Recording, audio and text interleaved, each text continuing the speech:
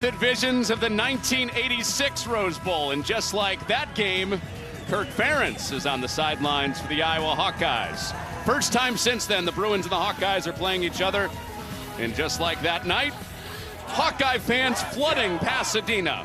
Bruins and Hawkeyes coming up.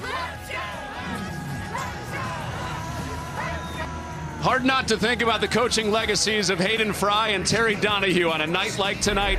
From Pasadena, this time it's the Hawkeyes and the Bruins as Big Ten rivals for the first time and playing for the first time since that 1986 Rose Bowl game. We're glad you're with us. Mark Helfrich, Connor Onion, hope you're having a great start to your weekend. Iowa, let's start with them before we get to the Bruins. They have a run game that those two coaches would be very, very proud of. Yeah, both of these teams come in. It's strength on strength. Iowa run offense, UCLA run defense. Something's got to give, and it's another perfect day at the Rose Bowl. You know what the difference is? Iowa has a quarterback that can run. They haven't had one of those in a while. Yeah, there's talk of Brad Banks. This is a dual threat guy. It's the perfect neutralizer for that Doak Walker candidate. Brendan Sullivan, through the air, a little bit under 70%. He can do it all. And he gets his second straight start with Cade McNamara out with concussion protocol, did not make the trip. So Sullivan, the transfer from Northwestern, going again tonight after the win against Wisconsin. Now for the Bruins. They're starting to dream about a bowl game now. They've turned a 1-5 start into a 2-game winning streak. They win tonight. Postseason's very much at play. Yeah, these guys have done a great job of just playing hard and playing through it. For Ethan Garbers, you look around him, he's battling injuries everywhere. Running back, tight end, receiver. They little shuffle on the offensive line, and he starts to show his athleticism, starts to hit these shots downfield. He's going to have to do that tonight against a pesky Iowa defense. We'll take this with a little dose of whatever you want to take it as a Bruin fan. He compared his own running ability to Reggie Bush, kind of tongue-in-cheek, the SC great running back. UCLA looking for 3 wins in a row. The Hawkeyes, they're calling this a chance at a toughness win, traveling 2 time zones on a short week to the Rose Bowl.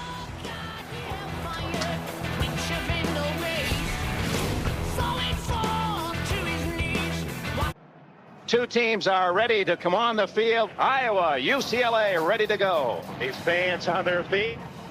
So the Bruins are first on the field. Now the Hawkeyes are ready to take the field.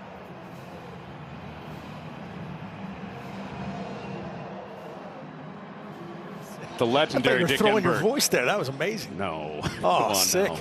Almost as sick as Deshaun Foster's jacket. Yes. It's homecoming for UCLA. We'll get into the UCLA jacket and the jerseys, but Kirk Ferentz has been here a couple of times. He's looking for his first career win here. 0-2 as an assistant and 0-1 as the head coach in the 2016 Rose Bowl. There's the jacket you were talking about.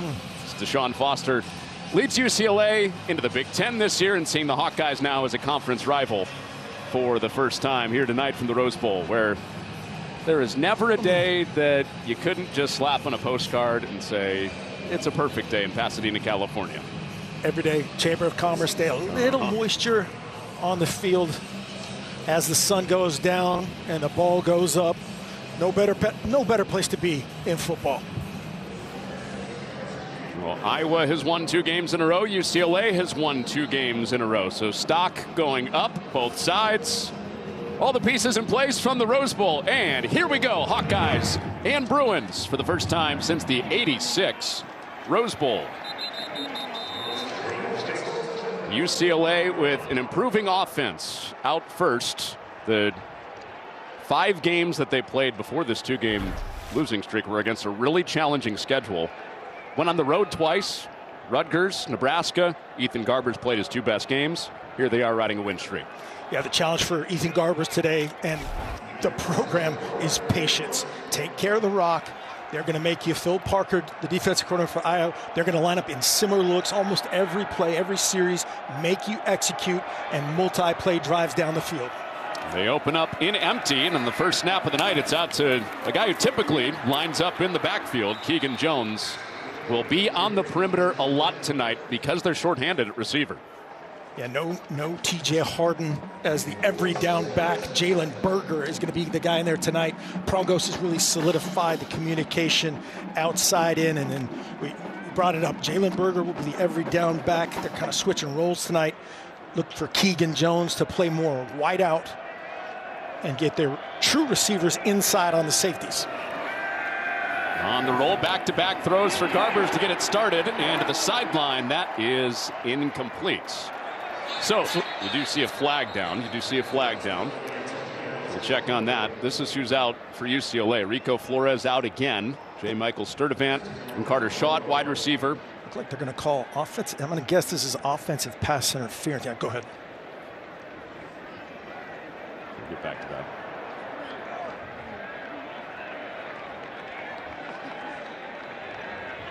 Pass interference. Offense, number 3.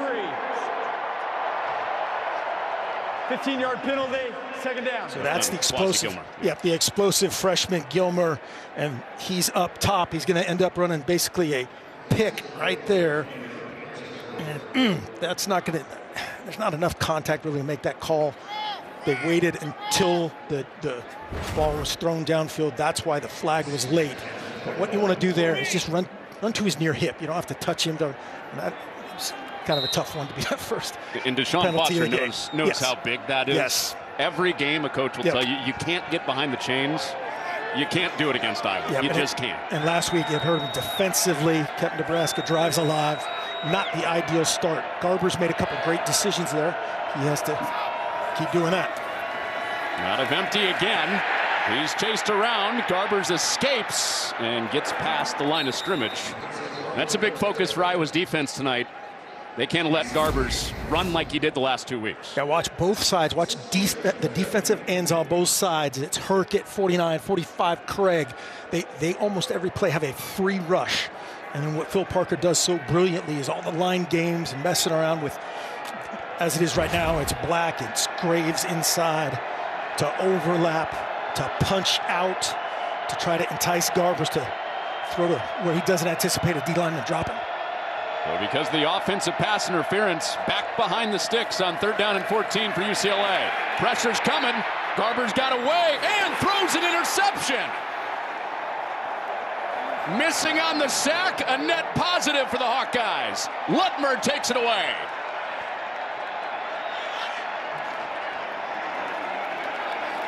We just brought it up, the pressure from Herkett. The free rush there. 49 has a two-way go. No chance for Prongus. And then right here, Garbers has to throw this away. Run. You've been making so many great decisions in a row these last couple games. Ideal start for the Iowa Hawkeyes. Not so much for Ethan Garbers.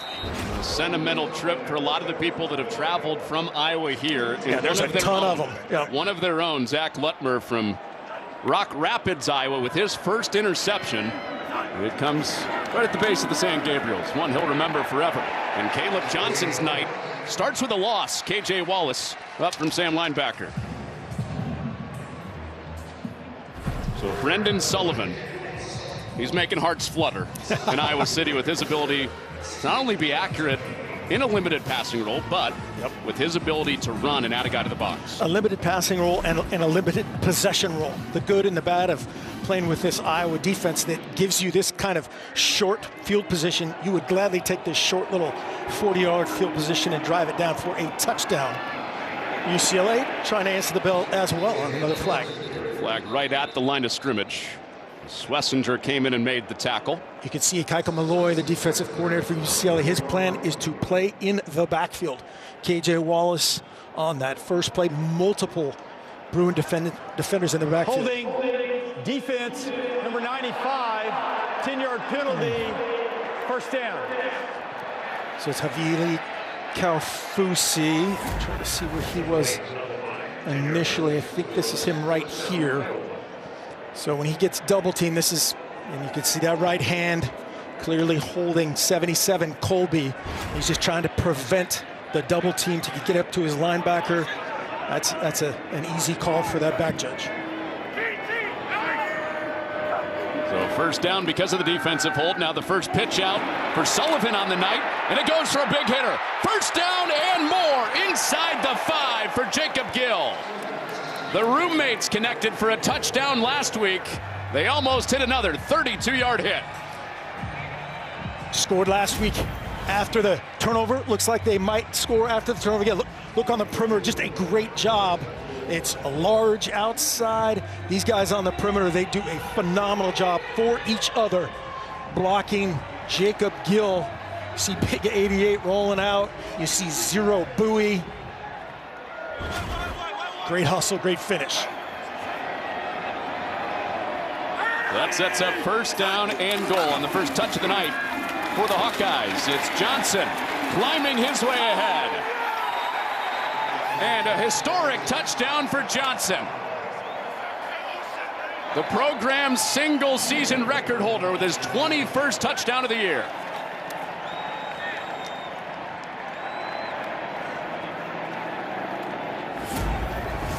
Just a great effort. Watch the entire front. They run that outside zone so well. His ability to cut back. This is not normally where he is standing straight up, but just gets a little squat rack into the end zone. And a dream start for Kirk Ferentz and company. Off the takeaway. It's another touchdown for Johnson.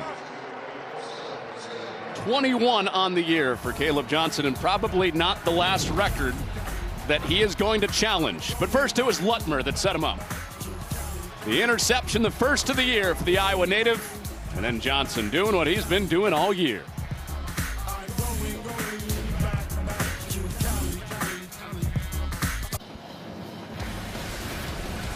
Well, the drive ends with a Caleb Johnson touchdown. You can put that on repeat with the season that he's having. A late add to the Heisman conversation. Crowded race right now, but second leading rusher in the country catches in for the first time in this game. His 20th rushing touchdown, his 21st touchdown overall, and he's in the same conversation as Tavian Banks and Sean Green. Yep, and as you said, Ashton Jeanty. This year they've been almost equals. Jeanty's obviously put up some video game numbers a little bit longer. But if you're late to the Caleb Johnson party, you need to go back and watch some tape, because this guy is dynamic. He's physical. Their scheme is perfect. It's a great fit for him and Sullivan together. And now that man, Ethan Garbers, has to go out and answer. Really an interesting spot for Garbers to watch on this drive, because he hasn't been in this spot in a couple of weeks. Hadn't thrown a pick in back-to-back wins. Oh. Yeah, their last loss against Minnesota, the last time he was in this spot. And doing it against a very, very stingy Iowa defense. And this drive starts on the run with Harden. And in a limited role tonight, UCLA hoping for the biggest game of the season, the most efficient game of the season for Harden, even with less touches. But it's a really good front he's going against. Yeah, Herkett leads the charge. Sometimes, and you saw that on the pressure, he's the fastest player on the field for about 3 to 5 yards. Jay Higgins probably made another tackle during this lineup announcement, and Quinn Schulte runs the show back there, 30. A great communicator. On the screen, it is shut down. Sebastian Castro gives Keegan Jones no shot out on the edge, and here comes third down again. Got to win on the perimeter. You saw Iowa on the bubble screen going the other way offensively. You got to win these perimeter battles. That's not a great matchup. They've got 4 over 3. Usually that's what you're going to run the ball and hand the ball off in an RPO system. The numbers are just bad out there, and you don't want to leave Seb Castro unblocked. He will deliver. Well, last third down for UCLA, it was an interception for Lutmer that set up the touchdown for Caleb Johnson. This is a 3rd and 10 for Ethan Garbers, who delivers it on target, this time a first down for UCLA. So Garbers bounces back with Logan Loya out near the 50-yard line. Just an absolute strike, and a great answer for what you said. This series needs to prove just an absolute strike. The deep out cut from 17 Loya. They're going to be without Carter Shaw for an extended period of time. Rico Flores still not playing. Mata Val, the tight end, not playing. The limited role from Harden, as you said. J. Michael Sturdivant. We got movement. And a marker down. Several markers down. Yeah, this will be a debate many times tonight. Iowa's one of those teams that moves a ton. False start. Offense, number 72, 5-yard penalty, first down. When they got called on that last week against Wisconsin, Iowa's fronted. Yep, and I guarantee at some point tonight they will. A delay of game of the urgent non-football type move. Phil Parker asked those guys, well-schooled D-line coach Kelvin Bell. It's a dirty tactic, right? All those defensive guys. Come on. Offensive coordinator Mark Helfrich has inner demons coming out. Well, straight ahead on the ground and a finish forward for T.J. Harden. So he didn't get the start tonight, but he's still shown the physicality that he can carry it. Yeah, it felt like Deshaun Foster when he talked to us. It felt like he was not going to be this involved. He must have had a really good last 48 hours of physical and mental preparation. Nice job there. A little same side ball handling action. Just a little nuanced change up against this Iowa defense that is so well schooled. Harden nice got 9 on first down and zigzagging his way for a first down.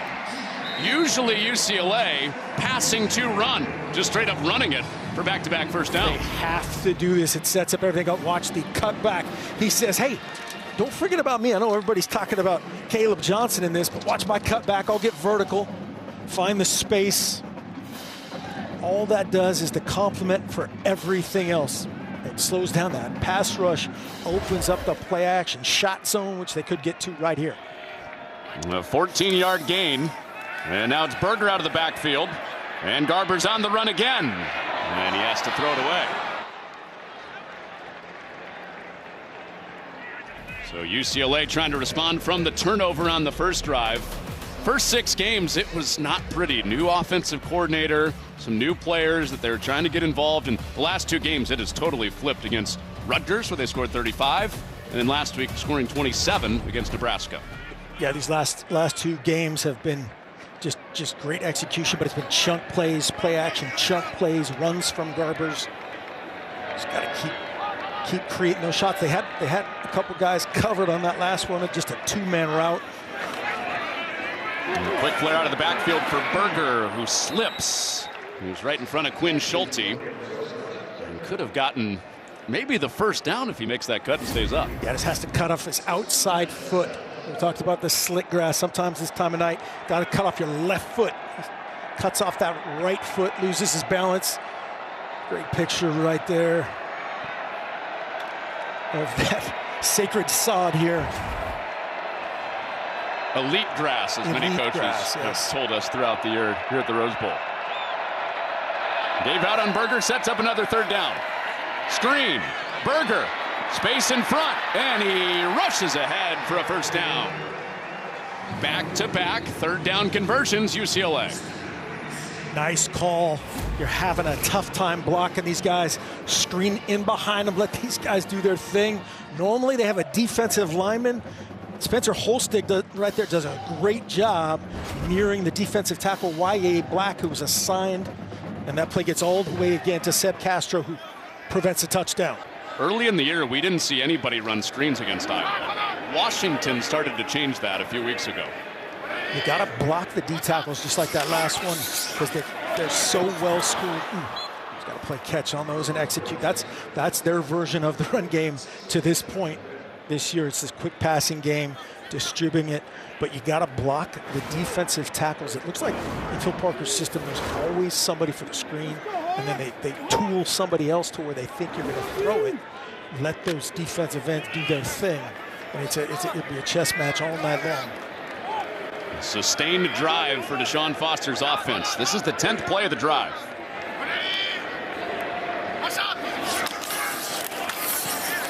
And it's another run. And it takes several Hawkeyes, led by Sebastian Castro, to bring down Berger. Here comes third down for the 3rd time on this drive with an injured Bruin down. Timeout on the field. It was Nicky Prongos, who moved out to tackle because Ruben Unije got injured a month ago.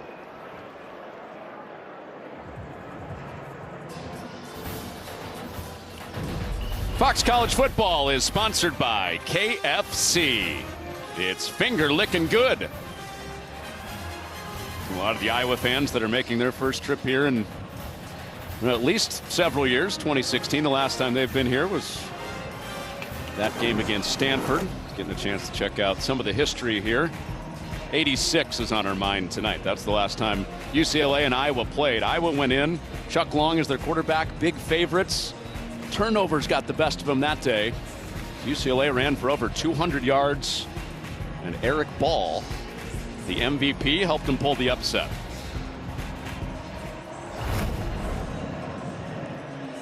Nicky Prongos was the injured Bruin, the left tackle. And is headed into the medical tent for UCLA. Yeah, the only positive there is for him to have the ability to get off on his own accord. He was rolled up, and tough looking injury right there. Jeffers in there at left tackle, is the backup center now. The new formulation in there for Prongos. And so it reshuffled offensive line on a third down for UCLA in the red zone, and there's movement. False start. Offense, number 77, 5-yard penalty, third. You know, sometimes that can happen. The new guy is in there. Of course, I'm sure Herc gets in his ear, letting him know we're gonna rush the passer right over you. You know, sometimes you want to get there, go faster if possible. That first time you get a change with the offensive line, just get him up and going. How hard is that to do, what Jeffers was just asked to do? Hey, it's hard for every starter in America to block Ethan Herc and the rest of his defense. Especially when you're pulled off the bench. Oh, yeah. So it becomes a third down and 10. And Garber's on target again. First and goal Bruins. Bryce Pierre is tight end. Nice cut, just a little in route. You're going to see it coming here, and watch the protection. Little cross blitz picked up, and a strike from Garbers.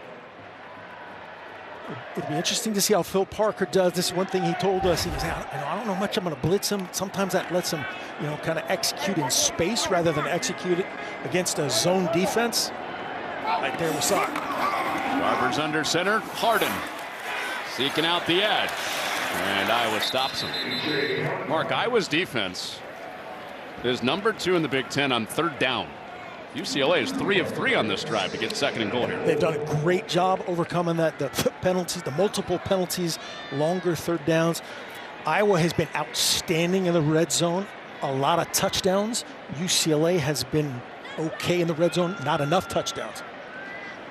Touchdowns versus field goals, right? Exactly. Iowa very good down there. And UCLA looking for 6 instead of 3 on a second and goal. And play action and a fluttering ball picked off. Schulte takes it away.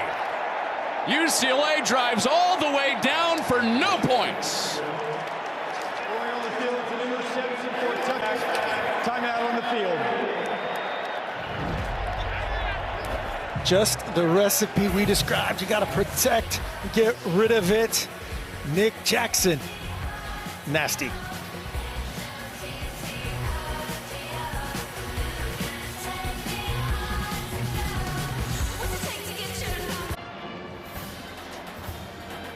Fox Friday Night College Football is sponsored by KFC. It's finger licking good. Let's go back to the interception on the goal line for the Iowa Hawkeyes. It's great design by Phil Parker Company. Watch Quinn Schulte. He's going to end up with the pick. He's going to be involved on a double team here with Jamari Harris. And then Nick Jackson adds, creating the turnover. And both drives on defense for Iowa have ended in picks. And this drive on offense begins with Sullivan wrangled in the backfield. Devin Kirkwood up to get him. Got him for a loss of 7 on first down. Watch 3 again. Get guys in the backfield. 20 Medrano identifies the movement pass that time from the Iowa offense, and Kirkwood finishes. An interesting thing to follow tonight with Iowa. How much they put, oh boy, Sullivan in jeopardy. He's got a deep ball to Gill. Drops it in the bucket. Second connection tonight to Gill. all the way down into plus territory with another first down.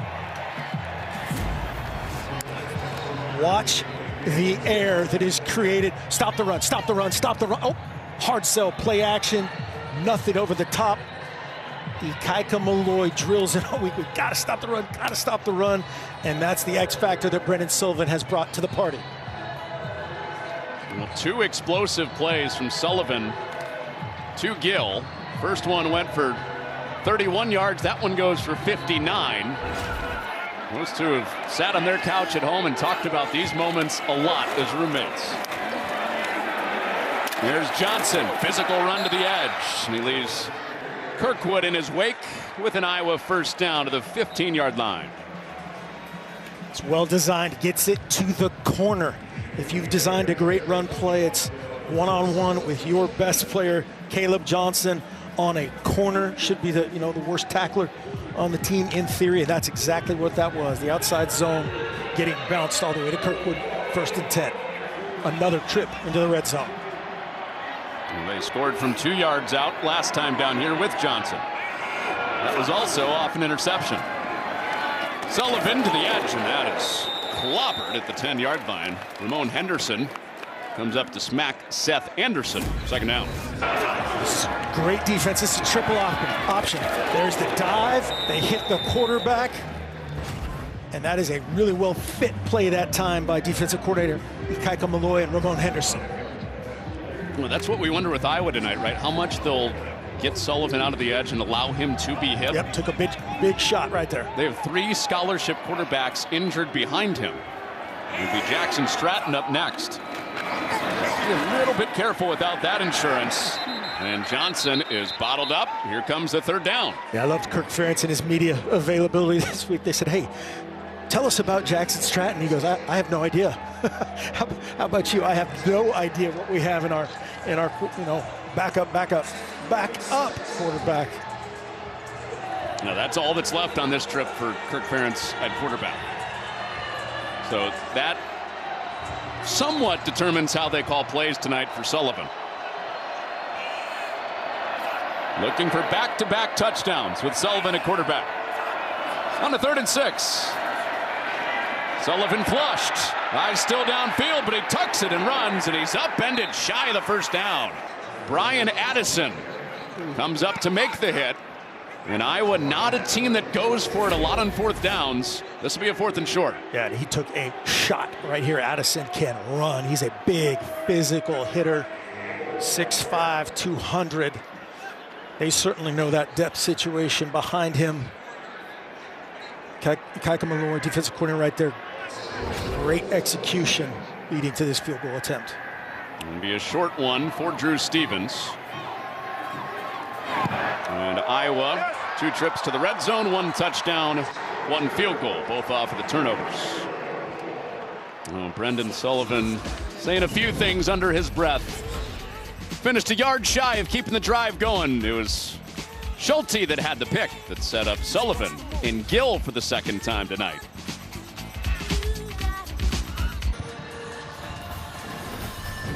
Fox College Football is sponsored by Pacific Life, creating financial security for nearly 160 years.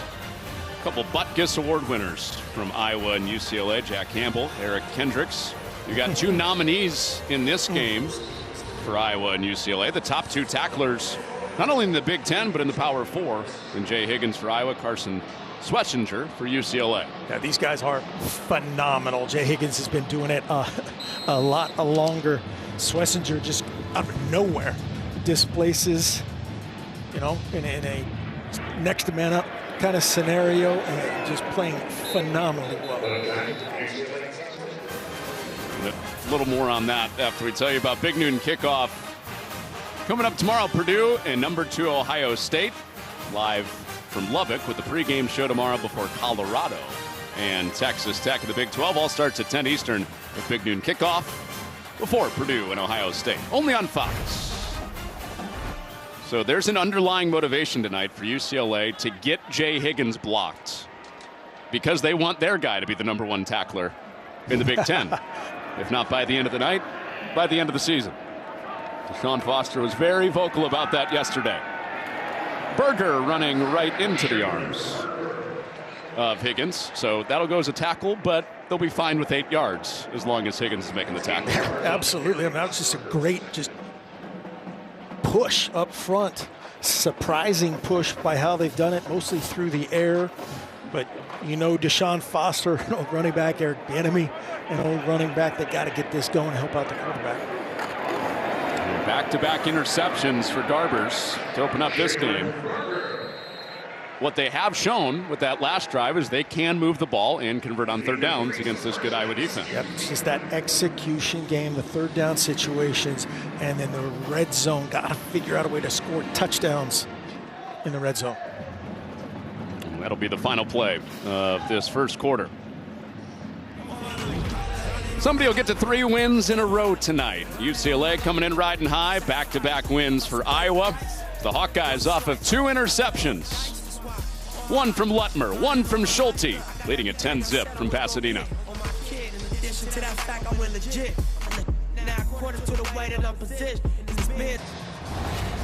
Iowa pitched a shutout in that first quarter, leading 10-0, and a lot of FaceTime with UCLA quarterback Ethan Garbers. That's not the kind of FaceTime he wants right there. Herkett talking him into, pressuring him into that pick. Here it's the back end. Schulte and Jamari Harris combining to double team off of that man, Phil Parker's scheme, setting up pick number 2. The thing that they have done right here at the beginning of this drive is they've settled down, they've run the football. That will pay off huge for this offense. Started the second quarter with Berger and Higgins up with the first hit. And that stunned Berger a little bit and surprisingly stayed on his feet. Doesn't happen a lot when Higgins gets you. Now try to take the fight outside. Deshaun Lee combining Nick Jackson, Higgins. These guys have played a ton of football. Little crack toss to get on the edge, and again, try to run on those corners, test their physicality. You know you play hardball and you play hard when your jersey already looks like that. Yeah, 1 quarter in. Jay Higgins needs a Tide pen already. On second down. And nobody there. Garbers throws it over Berger. Well over Berger. It's third down. This is just where Ethan Garbers, man, this is why this is the toughest position in all of sports right here. It's only the whole program on you. And here the protection's fine. It's fine. Redirect off YA Black. If you decide to go, go. Don't throw the ball back where there's traffic and a lot of Hawkeyes.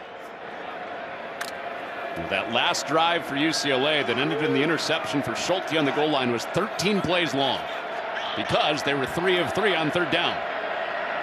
Sustained it, did everything but finish. Now trying to keep it going. Garber steps up, and he does keep the drive going. Back to Pierre. First down to midfield for UCLA. That is a great job right there by Garbers. Had a chance at Loya downfield. Redirects and fights the big boy again, Pierre. Nice little spin move by the big guy. That's exactly what we saw in that last play. Decided to throw it back inside, keep it outside, or run again. Ethan Garbers, as we were joking about Deshaun Foster said he's sneaky athletic. He's got to give himself a little bit more credit in that area as well. Little toss. And Higgins was setting the edge, and then his teammates rallied. So even when Higgins doesn't make the tackle, he impacts the play. And it goes for a short gain for Keegan Jones. Well, Sam Yoon's going to have a tough time blocking 34 Higgins. He gets out in front of this reverse. It's an athletic mismatch, and then he helps out the Butkus candidate laureate. That's friendly fire. Don't do that, big boy. And Higgins, go ahead. I was going to say, interesting if he'll get credit for that. I think home stats would give him a tackle there. In that battle for number 1 at the top of the Big Ten leaderboard. Nice Another good surge for UCLA in the run game. Maybe the biggest surprise of this first quarter plus, how they've run the ball.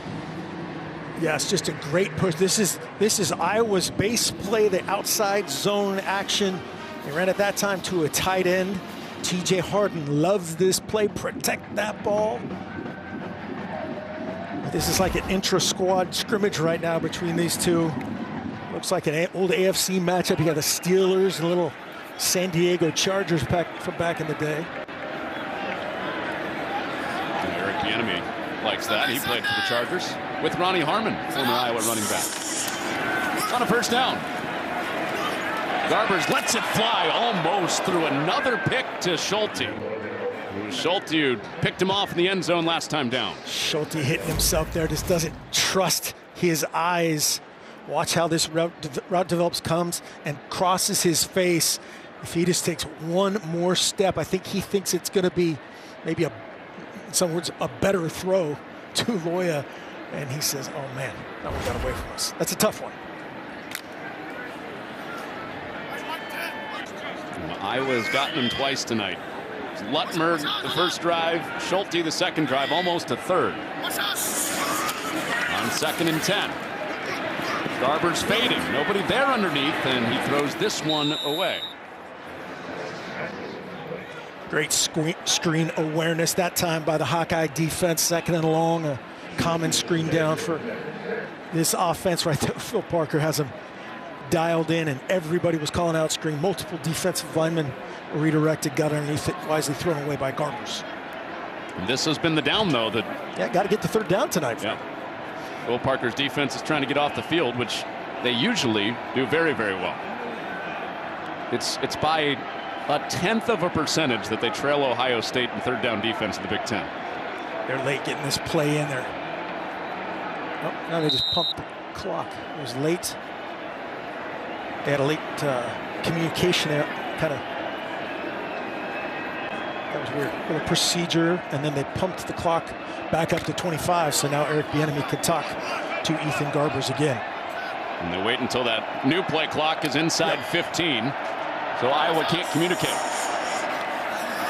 On a 3rd and 10, Garbers on the move again and has to throw it away just like he did the play before. So Iowa this time gets their stop on 3rd down. Wisely thrown away that time. Again, you got to live with these. Playing this defense. Watch both defensive ends again. Herkett on the free rush actually falls and slips. Deontay Craig, 45, wisely pulls off. No roughing the passer. Nothing silly. Thought maybe we'd see the punt team, but this will be a 57-yard field goal from Mateen Begani. It would be his season long. And he just snuck it over the crossbar. Cash from 57 yards for Mateen Begani. Forget about your punt. Absolute flush.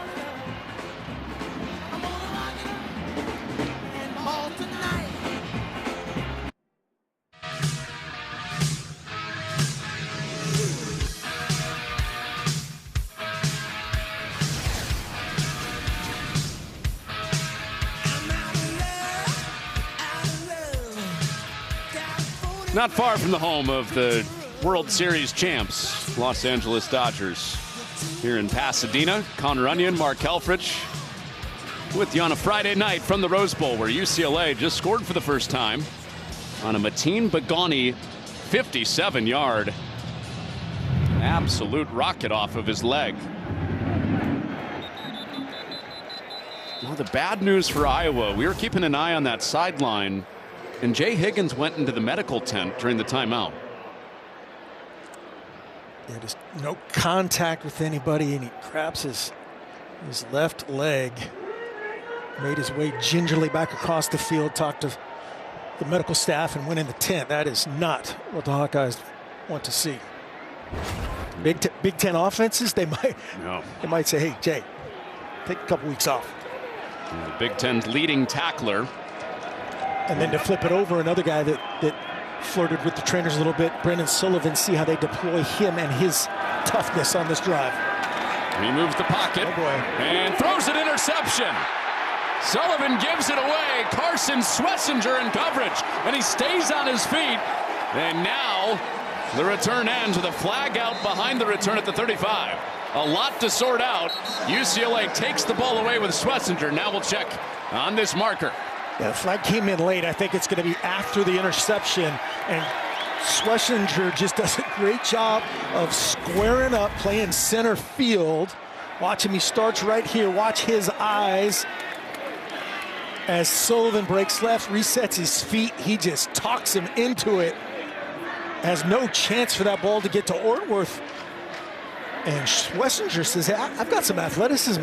Breaks some tackles, cuts some things back. Great hands catch athletically. And we will hear the verdict as the officials confer.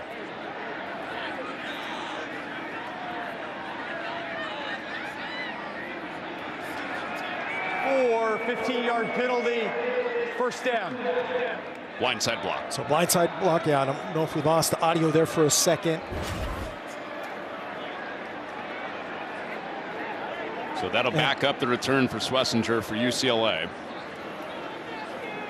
Yeah, it's still UCLA's ball, the key there from that side of things, instead of being right on the verge, the edge of the red zone. So back him up to the 45. Another personal foul that will be addressed. But a big swing of events here by defensive coordinator Kaika Malloy. Great design, talking Sullivan to throw it back against the grain to Ortworth, and a great play and a great answer to get the ball back to this UCLA offense. So a chance to go down and tie it. And the first window wasn't open for Harden. Now he busts a big one. TJ Harden dragging Hawkeyes inside the 20-yard line. From no gain to 29 yards in a flash. Yeah, they wad everything up. Harden says, I'm going to bounce. Oh, no, I'm not. I'm going to cut it back. These guys play so hard. Sometimes they overlap each other. That time, Castro's inside. Craig's inside. Got Harrell in there as the backup to Higgins, it looks like, at Mike Backer. And Harden strikes. UCLA unlocking TJ Harden. Something they haven't been able to do a lot this year. Right back to him, and they're waiting for him with Jamari Harris. Yeah, and you're just unlocking your run game against one of the best defenses in college football for about the last 30-something years. Yeah, basically since Kirk Ferentz was wandering the sideline in the 86 Rose Bowl.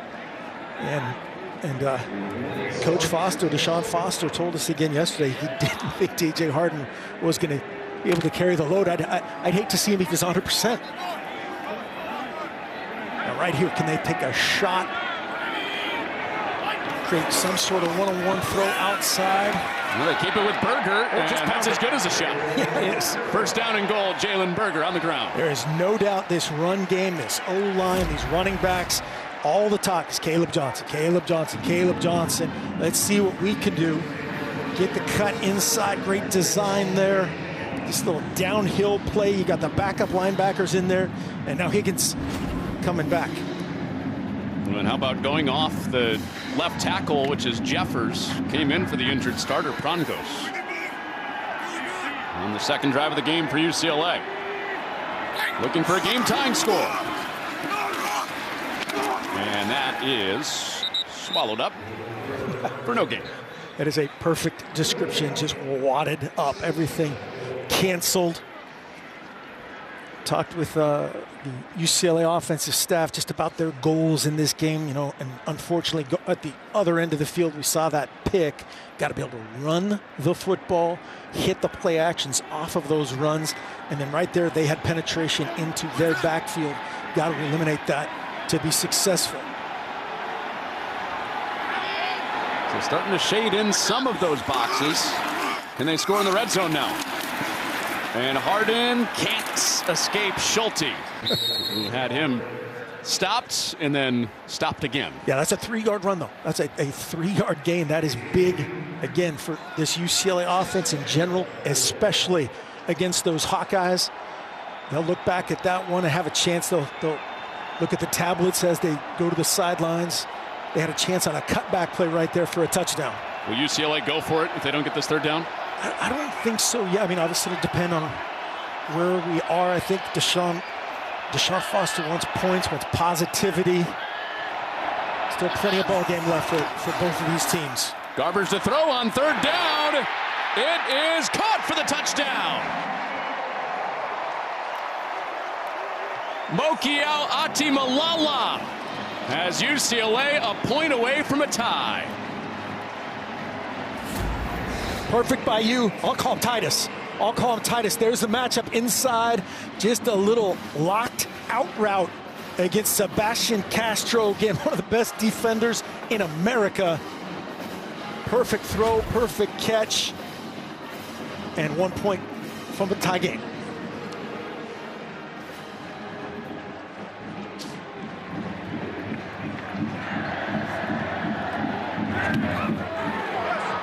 And we are tied.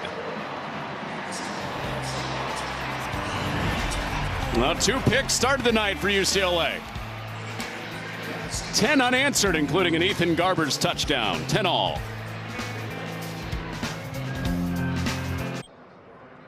Want to talk about football with a friend? Just tell Siri. Call Jesse on speakerphone.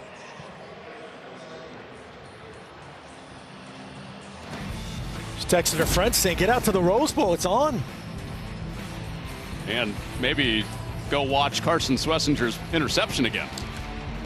Interception, and then on the other end of it, just a strike from Garbers. Happy Garbers.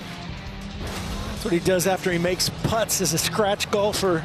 Little fist pump right there. I thought you were going to say happy Garbers, happy life. Yes. For UCLA. You're in the powder blue, that's a fact.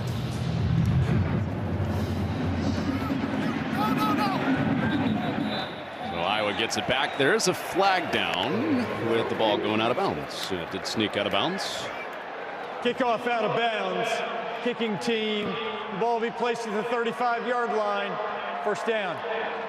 A huge day of football tomorrow on Fox. Starts with Big Noon Saturday. Purdue against second-ranked Ohio State. Then at 4, Shadur Sanders and 20th-ranked Colorado against Texas Tech. And at 8, Nevada against Ashton Genty and Boise State. It all starts with Big Noon Saturday on Fox. Tuesday, the college football playoff rankings were revealed for the first time. And you got several Big Ten teams inside that top 10. You got 4 of them. And this drive for the Hawkeyes begins with Oladejo in the backfield for a lost son, Caleb Johnson. Oladejo was originally the inside backer where Schwesinger's had so much success, then bounced to DN. Now he's really a, effectively Busick's backup. Probably a little bit motivated tonight to get back, get a few more reps back. Great effort right there that time. One of the other guys on the edge, Devin Pugh, is down.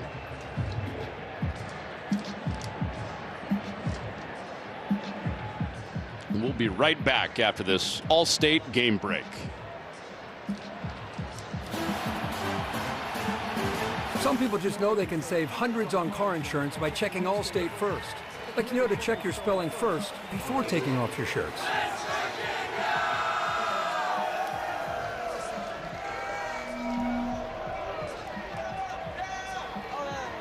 Stu, Virginia. Yeah, checking first is smart. So check Allstate first for a quote that could save you hundreds. Hey, what's up? I'm the W. You're in good hands with Allstate. So Devin Pugh was the injured UCLA Bruin. He went out before this second down and 11 for Iowa. After Oladejo made the hit for the loss on the Big Ten leading rusher, who's out on the edge, Johnson, and he was a decoy for a throw underneath that was bobbled and dropped by Pascuzzi. Great design. Yeah, just a little pressure right in his face. Going to come right off the edge here. You can see it's Cajo. And then I know you got to throw hot, so KJ Wallace can react and break it up. First 10 points to Iowa, next 10 points to UCLA. Now the Hawkeyes facing a third down. Pressure up the middle. Sullivan takes a shot and delivers a dart. Pressure right in his face, right up the middle. And through that pressure from Henderson, Sullivan with the first down. Just tough right here. Tough, tough, tough. Ramon Henderson, a free rush, a free hitter. And Brennan Sullivan just looks down the pipe and delivers to Howard. Feeling that hit. Tell from that reaction from Sullivan. Took a big shot on a third down a few drives ago. Little pump fake. This is what he does best. And the ball stripped. Ball stripped at the end of that run for Sullivan. And back-to-back takeaways for UCLA. Kane Medrano comes away with the ball for the Bruins.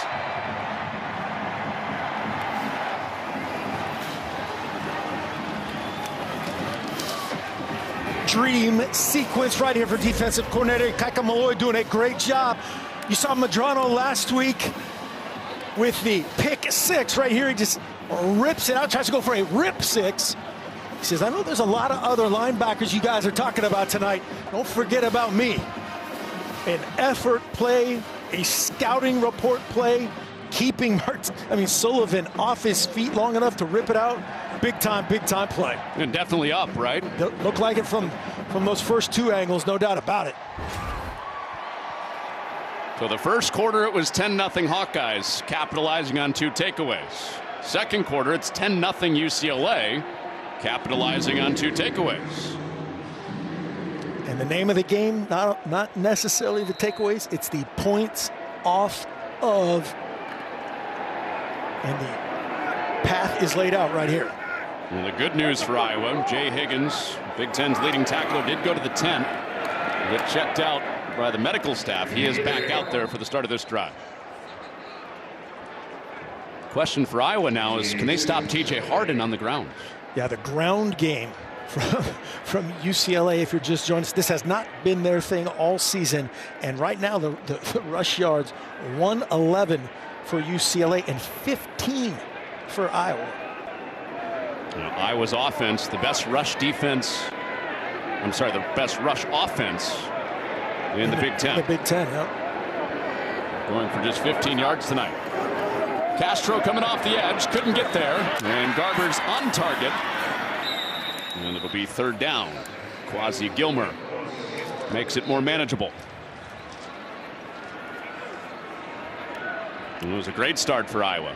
Second quarter started that 57-yard field goal for Bagani. Changed the really feeling in the stadium. Yep, really sparked things. Got that sideline alive. Coaches and players jacked. Sometimes that all takes a little confidence builder. And then the run game, the ability to pound at this Iowa defense early has been a surprise, and that's cheating on the offensive line. False start. Offense number 25. 5-yard penalty, third down. Not on the offensive line, but they whistle T.J. Harden. Flag T.J. Harden.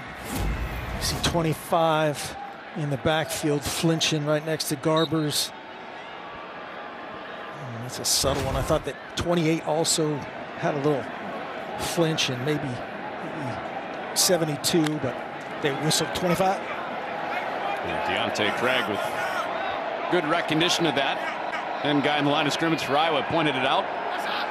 Official saw it. Now a third down and longer. Garber's fading away, and it's dropped.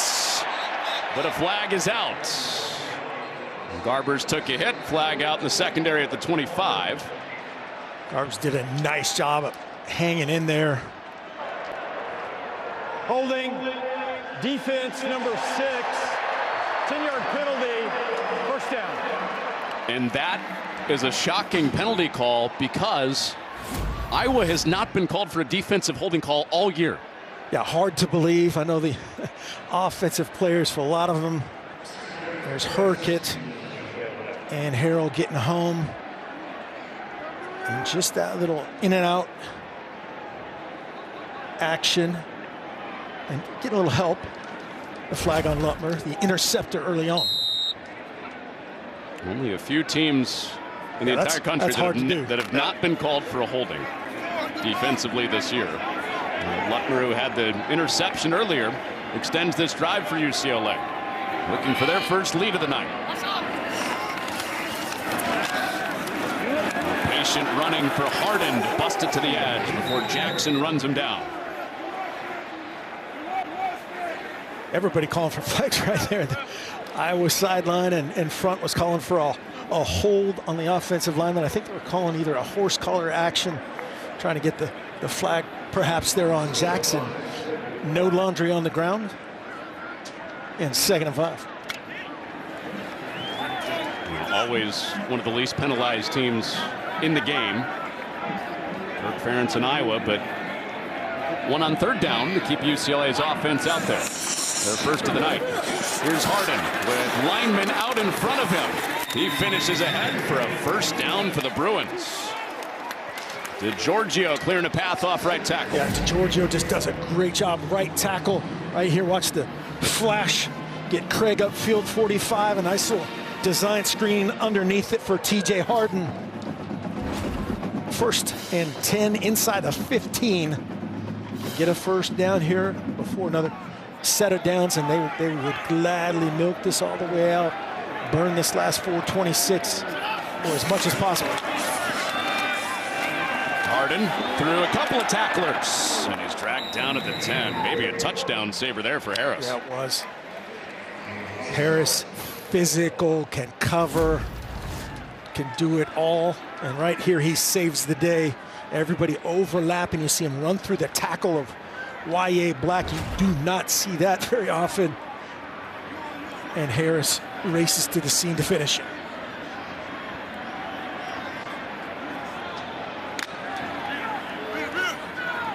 Harden up to 82 yards. He already has his season high in rushing for UCLA in this first half.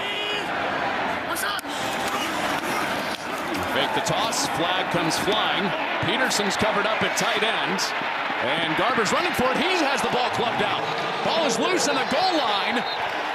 And who has it? They say touchback. Iowa has the ball. Flag came out away from where that play broke. So we'll look at that. Kirk Ferentz saying, hold on.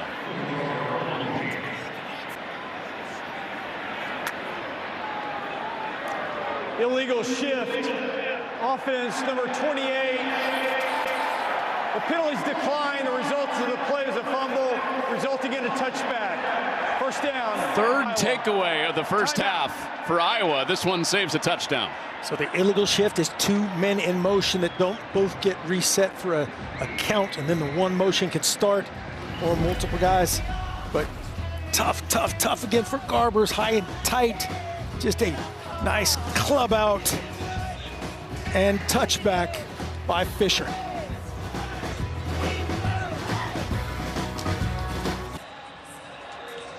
Let's take a look at our Pacific Life game summary. Sponsored by Pacific Life, creating financial security for nearly 160 years. 5 combined takeaways in this game so far. Yeah, we talked all week about the great linebacker play we were going to see, and we have not been disappointed. So Iowa back on it after the touchback that Fisher forced. And nothing there at the line of scrimmage for Johnson. Yeah, Kyler Fisher, his first forced fumble of the year, joining the long line of great linebackers. He doesn't get to play very much. Why? 2 All-Americans in front of him, just goes and tries to blow up Jack Peterson, stays in pursuit of Garber's and clubs it. It's where Garber's, there's a couple things there. 2 hands on the ball for a minimum, getting your outside arm and protect it, but a great effort play by Kyler Fisher. Somewhere Tim McGraw is reminding Don Billingsley, hold on to the football.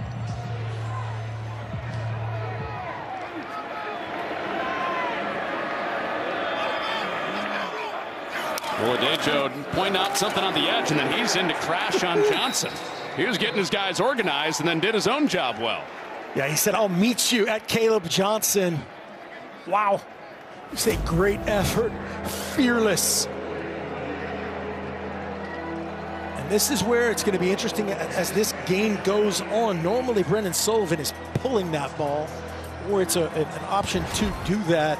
He got banged up, a little shaken up, and the turnover. How they'll treat that going forward, I think, will be a key to this game.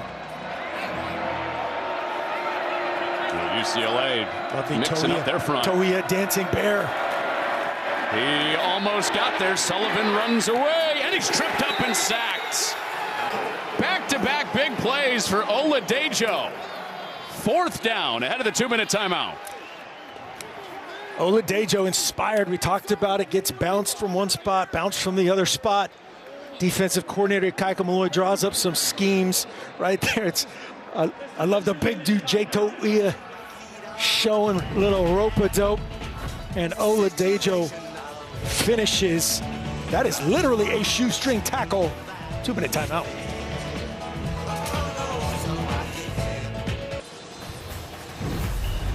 Fox College Football is sponsored by Progressive Insurance. Cars, homes, boats, motorcycles, RVs, and more. 2-minute timeout ahead of halftime. Iowa 10-0 after 1. UCLA 10 unanswered. And an Iowa punt is coming here. Why hasn't Iowa been able to run the ball? Well, it appears that Sullivan is a little bit limited. Like that last play right there, a healthy Sullivan runs out of it. So then everything goes through your mind as a play caller, as the head coach. Okay, what do we have behind him? What do we have ahead of us? And then, oh, by the way, UCLA is playing their tails off defensively. They are running the football. You can see how they've finished this 2 minutes. They've got all 3 timeouts.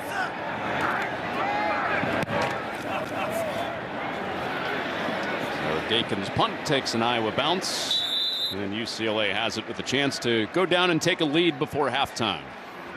Fox Friday Night College Football is sponsored by KFC. It's finger licking good. Story of this game so far has been the turnovers. Yeah, UCLA tight red area turnovers. This was the first pick of the game. Garber steps up under pressure and just undercut from Zach Lutmer. This is the one he gets tucked into. Just got to throw that into the cheap seats. Right there, just a ball security issue. And a great effort by Fisher. Oh, upstairs. First down the hard way and the highway for Keegan Jones. Yeah, Keegan Jones playing a little outside early on as a receiver. He is dynamic, and this is it. Boing. A little hurdle action. Is that your pogo stick noise? Yeah, that was my vertical. I would have run into his hip, probably. I didn't know you were a master at the onomatopoeia. Could not spell that, I'll tell you that. Back-to-back runs. And from upstairs to submarining, Jones brings up 2nd down. There's going to be a couple interesting talks here at halftime. We'll talk about it after this play. 2nd and 5. And Garbers makes the right call, throws away. Why is this going to be an interesting halftime talk? The halftime talks, there's going to be two main things in that Iowa locker room. UCLA, it's take care of the ball, right? Plain and simple. We've turned it over, knocking on the door 2 times, 2 touchdowns we kind of gave away. For Iowa, Phil Parker's going to say some things that it should be X-rated about giving up the run. UCLA, again, 146 on the night at this point, and then figuring out what they're going to do with their quarterback will be key. Well, that is double the yards that UCLA averages on the ground this season. They've done that in the first half, and through the air here have a 1st down. Logan Loya, ahead of the 1-minute mark, moves the chains. Nice little in-cut, clear dig type of concept there. Finds Loya, their best inside receiver, against Iowa's best cover man. He's got a chance here. Garbage protected, back to Loya, survives the hit, plunges ahead, he scores! Toughness after the catch for Loya. First lead of the night, UCLA.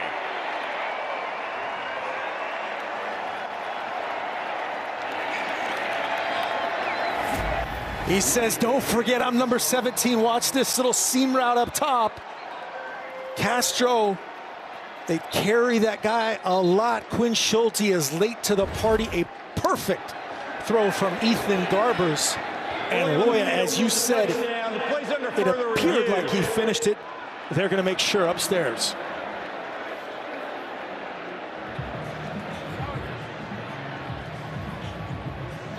11-yard catch for Loya to go get the first down, and then this on the finish. See if he got there. Yeah, it appears, I mean, we can't see the ball. If it's in any kind of a normal, should have a better angle. Here, Dean Blandino was probably standing by. Will know much more than I do. Yep, Dean is ready for us. Doesn't appear that any body part is down before the ball crosses. Dean? This looks like a touchdown to me. I think replay just taking a second look. You're looking for that body part. I was initially thinking the lower leg, the knee, but you can see great look here. The knee is up, the right knee. It's going to be that right arm that hits first. The ball appears to be over. This should stand as called a touchdown for UCLA. After review, the ruling on the field stands as called touchdown. Dean's 100%. As always, got to give props to the Loya to don't reach the ball. You know, guys are tempted in that situation. It's not fourth down. It's not the end of the game. If he reaches that ball right there and it gets knocked out again, we've seen that movie. I'm with Dean. I think everybody at home was watching. Where's that shin going to go down? Up. Tough. Impressive. He was able to keep it up. It all started with the kick from Pagani, the 57-yarder. And 17 unanswered points later, UCLA leads Iowa for the first time. He's taking another look at this seam route. Schulte's all the way in the backside hash, and then Castro has to carry him longer to allow him to get over the top or carry him that entire way. They are somewhere in between, and when you're somewhere in between, you're beat. But Ethan Garber's again a big-time throw, a great answer after not one pick, 2 picks, a fumble. Tough. And then just such a great finish to secure the catch, secure the ball, keep his knee up, and take a shot from Deshaun Lee for his pleasure.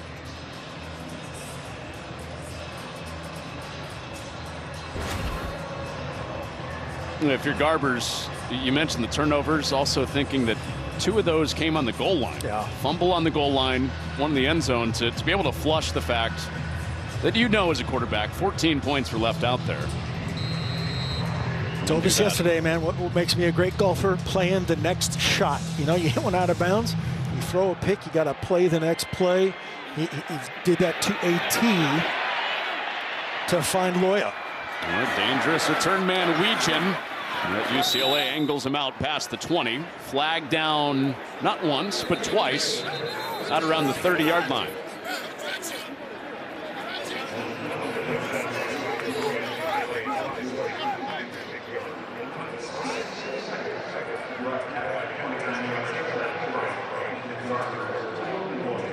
Illegal equipment.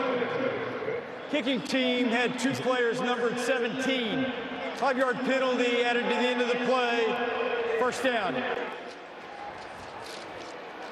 Deshaun Foster says no, he didn't. Let's check in with Mike Hill, see what's coming up in the State Farm Halftime Show. Coming up on the Fox College Football Halftime Show, we'll take a closer look at the first playoff rankings. Coach Prime has his sights set on the Big 12 title and maybe even more. Plus, Cal is still in search of its first ever ACC win. Connie and Mark, it's a little dark and cloudy out here. I'm going to go inside before it starts raining. Well, it's a little spooky on the set. Thanks, Mike. Charge timeout. UCLA, they're first. This is a 30-second timeout. Deshaun Foster trying to communicate to figure out the 2 17s. And Dean, is that reviewable, the 2 digits? From an administrative standpoint, yes, replay can help. If the officials throw a flag and they have the wrong number, if they're going to disqualify a player and it's the wrong number, replay can come in, look at the video. So they announced 2 number 17s. You can see Deshaun Foster doesn't agree with that. Replay's going to look at that and see. It's tough for us to tell. We kind of went back and trying to find both number 17s, but replay can help here. Yeah, Jalen Woods is the linebacker, the backup linebacker, a normal special team stalwart. And then we saw 1-7 showing you his number, 17 Loya on the touchdown. Woods had been wearing number 90 on special teams. So I wonder if they forgot to change the jersey over. Which that can occur, or he took it off and they looked late. Well, either way, Iowa has it, needing to work quickly to get points before halftime. They will get the ball out of the break. And Oladejo has made 3 plays in a row for UCLA's defense. Just a really good pass rush again. Kaka Malloy saying, hey, we got to corral this guy. So Oladejo does a nice job of leveling off and playing right to the level of the quarterback, not letting him break contain. It's been a slow first half for Johnson, who finishes ahead here.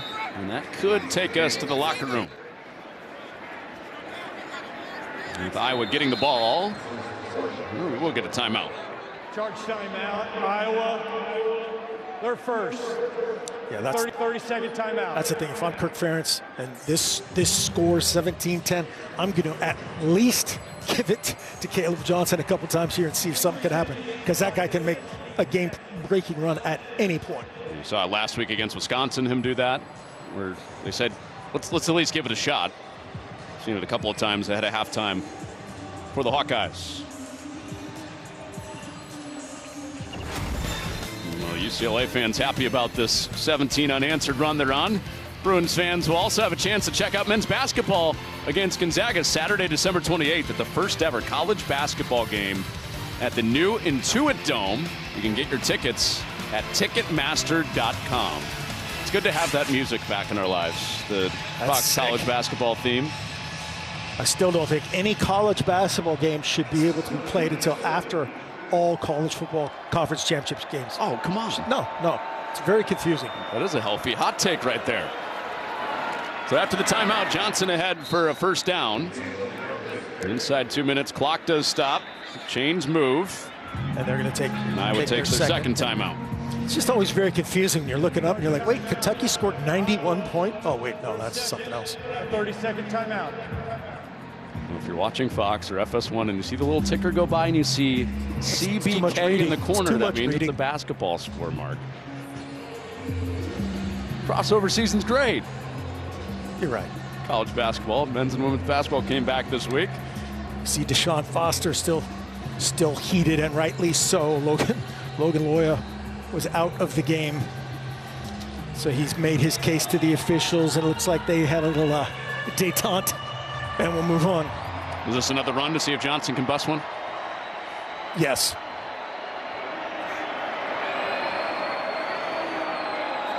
Chance for 2 more plays potentially. Sullivan setting to throw, makes a move, and ahead to the 50. Got 5 seconds left, clock is rolling, and now it stops with 3 on the clock. Yep, so took a chance at getting the throw downfield. Great effort by Toia. 6'3", 325. Just so much fun to watch. Just a grinder. And it was good against good with Toia in this run defense for UCLA against the #1 rush offense in the Big Ten. And so far it's been Toia and UCLA winning that matchup. Yeah, if you switch jerseys, you'd think that's how it's going, right? 146 on the ground for UCLA. Again, a great plan as defensive coordinator Kaka Malloy and Deshaun Foster going to use a timeout to make sure they're all on the same page. End of half situation. Make sure everything is perfect. He pulled Sharif Say off of the field, one of his defensive linemen, as they were setting up their prevent down by the goal line. Yeah, a lot of times at this point you got a 4-second situation. You identify the formation that they get in, and Iowa will have a menu of plays that they'll do from certain formations. But obviously 4 seconds, this has to be downfield. Sullivan had the big deep ball to Gill. He's shown that he can put some air under it, stretch it down toward the end zone here. They did add another second, 4 seconds, but this will be the last play of the first half. Again, Iowa getting the ball out of halftime.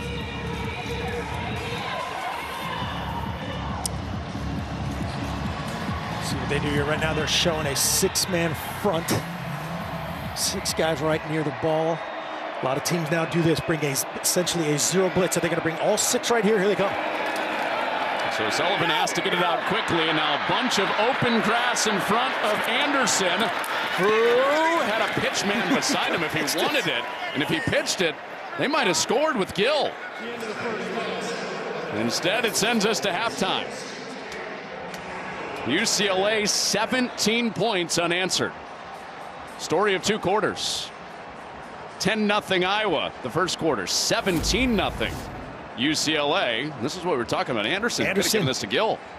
And Gill right there. If that pitch is made, 17 and a half. Should have been feeling exactly how this game should have ended. Well, that's the end of the first half. 17-10 UCLA. Let's get you back to Mike Hill and Chris Peterson in the LA studio for the State Farm halftime show. Coming up right now. Yeah, a turnover-filled first half, 5 to be exact. 3 on UCLA's part, 2 on Iowa's part, but UCLA was 17-10 lead at the half. Mike Hill, Chris Peterson hanging out with you. And if the Bruins were able to hold on to the ball on their end on offense, this would be a blowout right now, Coach. It really would be. It's kind of Freaky Friday. I mean, UCLA is really doing a nice job running the ball. Iowa, not running the ball at all. They got 34 yards of rush offense. And they're the top rushing attack in the Big Ten this year. And Caleb Johnson's the number 2 rusher in the country. He's got 31 of those yards. But you can see right here the interception. I mean, this was really an athletic by Schlesinger. And then Garber's coming back and finding this guy here in the end zone. He's doing a good job. It was really nice to see him settle in and hit this last touchdown pass because, again, like you said, he's got 2 interceptions and a fumble. He gets Logan Loya right here. Really nice job staying on his feet, making a tough catch. If he can eliminate those those turnovers, 2 of the 3 turnovers were deep inside Iowa territory as they were going in to score touchdowns. And, of course, 2 of those turnovers turned into 10 Iowa points that they have. They got 17 unanswered points. And speaking of running attacks, UCLA last in the FBS in rushing this season, 73 yards a game. They have 146 rushing yards at the half. It's Freaky Friday. They switched roles. We'll see what happens in the second half. Moments to come. Tomorrow, be sure to catch number 2 Ohio State, I should say, battling Purdue. That is at noon Eastern, and that game, of course, on Fox. Prime time. Deion Sanders and the Buffs, they have already proven the critics wrong, but just how far can Shedeur Sanders and Travis Hunter lead this team possibly to the Big 12 championship game? And how about Boise State? They took the final spot in the first playoff rankings. Coach Pete's going to tell us his biggest takeaway from that past week's unveiling.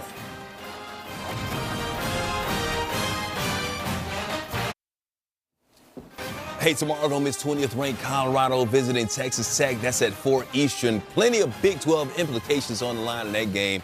And our Big Noon Kickoff crew will be there in Lubbock to get the day started at 10 a.m. For a preview, here's Rob Stone and the fellas.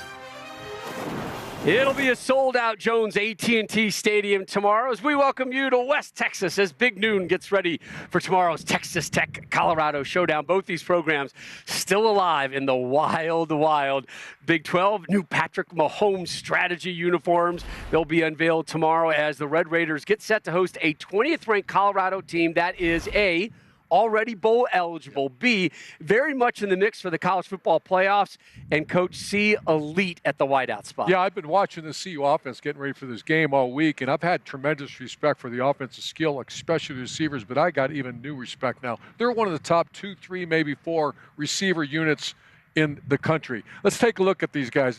First of all, it's Travis Hunter, one of the best players in America, possible Heisman Trophy winner, great size, speed, and a leader. Second, we got Jimmy Horn, arguably the fastest guy maybe on CU's team. He's a sub 4.4 guy, and Rob, he is fast. Number 14, Will Shepard here, high points of ball, another great athlete. Watch him go up, make a play for a touchdown against Central Florida. And finally, they got another one, number 10, LeJante Wester, another fast athlete, great change of direction, open space, one of the best players.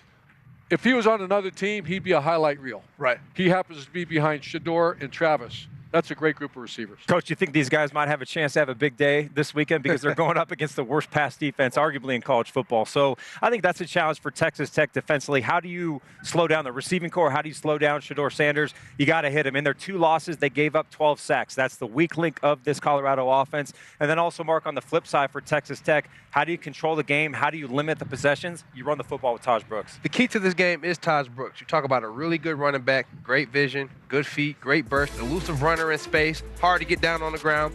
He's had over 100 yards in every single game this year. That's 8 straight. And when he gets going, it's to the benefit of this offense because it activates the RPO in the play-action game, and that's when Baron Morton is at his best, is when this running game is going. So tomorrow will be a tough test for Colorado defense stopping this rushing attack, and Taj Brooks has a chance to become the all-time leading rusher for Texas Tech. And he just may, but it's going to be a tough task, I think, for Texas Tech to stay on the field. Colorado's got one of the better third-down defenses in the Big 12, but this game reminds me of a game we saw earlier this year, Colorado versus UCF. UCF is one of the best rushing teams in the Big 12. The problem is Colorado got off to a fast start. They were up by a couple of touchdowns. They had to throw it to get back into it. Texas Tech can do that, but can they keep pace with Colorado? I don't know about that one, but look, it's an elimination game. The loser's going to be out of the Big 12 race. We're going to find out. There will be offense. These two teams combined for about 68 points a game. Coming up on Big Noon, a day on campus at Texas Tech with former Red Raider QB Patrick Mahomes. We'll have a live chat with Coach Prime, plus Tom Rinaldi with the story of Ohio State's star defensive ends and best buds. We'll see you back here tomorrow at 10 a.m. Eastern on Fox. All right, fellas, looking forward to that. Hey, the up to the second Big 12 standings as of now. You see the teams that are still in the mix right there, Colorado and Texas Tech. How about this Colorado team? 1 win 2 years ago, 4 wins last year, 6 wins after winning 5 of 6 in the top 20 for the first time since 2016. So have your expectations changed from the beginning of the season to right now? There's no doubt about it. The number 20 ranked Colorado Buffaloes, I'm so impressed. That's a legit ranking right there.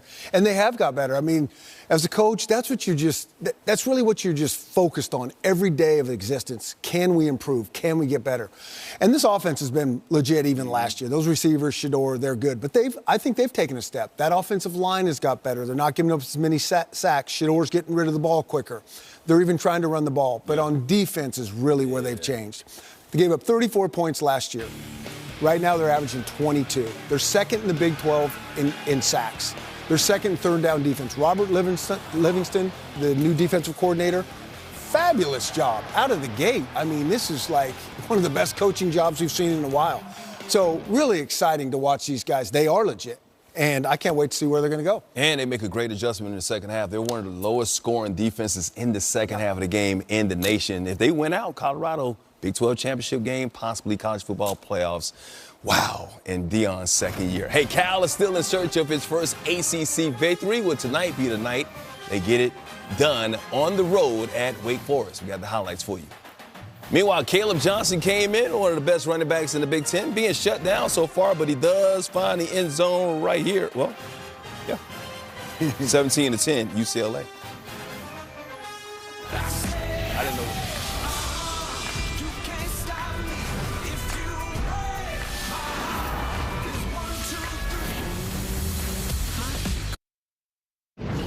Cal 4-4 in the season, but looking for his first ACC win at Wake on the kickoff.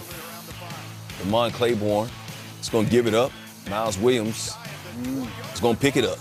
Random events, momentum swings. 16-yard scoop to score. 36-21 Bears right now in the fourth quarter. Hey, tomorrow night is 12th-ranked Boise State welcoming Nevada to the blue turf of Idaho. That is at 8 Eastern on Fox. Yeah, I said 12th ranked because the college football playoff rankings came out on Tuesday. Here's the bracket right now. And Boise State in that 12th spot, the 5th best conference winner as of right now in lead. You see the byes going to Oregon, Georgia, Miami, and BYU. Look at that matchup between Texas and Alabama in the first round. That's right now, of course, Alabama, big matchup against LSU tomorrow night. But what is your biggest takeaway from the first rankings that just came out? I think in a month from now, it's not going to, that bracket's going to change a lot. Absolutely. Yeah. I think my initial reaction was the committee did a pretty good job. I mean, nitpicky, and you don't get too worked up because so much is going to happen in the last month. But I do think there was 3 teams that, to me, got ranked a little too low. I think number 1 is Indiana at number 8. They're 9-0, and I know their strength of schedule isn't great, but their strength of victory is. They dominate who they play. And the eye test is incredible. It really is. Yeah. I mean, they don't mess around. There's no doubt whatsoever. I think the other one is BYU, an undefeated BYU. You know, they've beaten number 13 SMU, number 19 Kansas State, and again, they're rolling. And I just think that looked a little too high for me as well. And then the last one, and maybe most importantly, is SMU at 13, because 13 they'd be out of it. They've only lost to BYU in a 3-point a narrow 3-point loss. And this is a good football team as well, so I think they will. My biggest takeaway, though, Mike, is this is awesome. We're talking about 22, 23, 24 teams. Last year at this time, we're talking about 6 teams, maybe 7 have a chance. It's awesome. Hey, and Indiana has a chance to move up. They got Ohio State coming up in November as well, so they could actually win the Big Ten and get a bye in the first round. Hey, next week, you can see UCLA in action again on Fox College Football Friday as the Bruins take on Washington. Coverage begins at 9 Eastern. That is next Friday on Fox. UCLA got some business to take care of in the second half. Ethan Garber's got to hold on to the football. UCLA with the lead right now. Second half coming up momentarily. Stick around.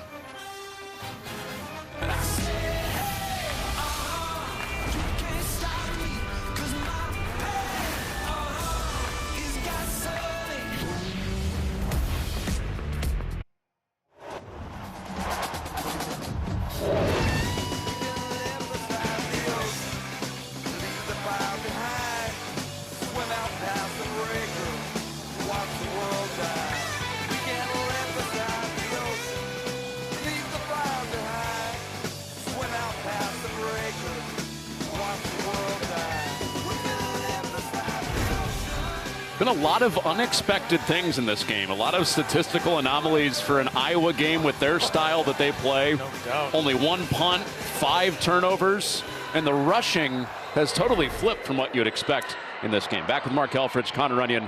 Number 93 in the powder blue is a guy to watch in the second half because he wrecked the game. Jay Toia on the defensive line for UCLA. Yeah, he's played in their backfield all night long in the run and the pass, and they heard us talking about all these offensive guys early, but watch Toia just reset the line of scrimmage, win the one-on-one right there. He's double teamed effectively, still comes off and gets Caleb, and right here it's the little dancing bear package, Toia in there, and just turns into a tackle end twist, and Oladejo finishes the deal. Just a great effort by Ikaika Malloy's defense that entire first half.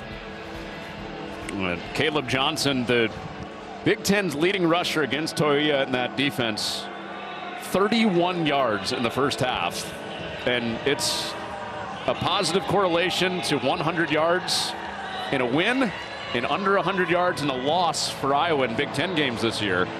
So he's got to look more like himself behind that big offensive line if Iowa's going to come back and win. Yep, and they will get the ball first, so we'll find out the answers to how healthy is Brendan Sullivan.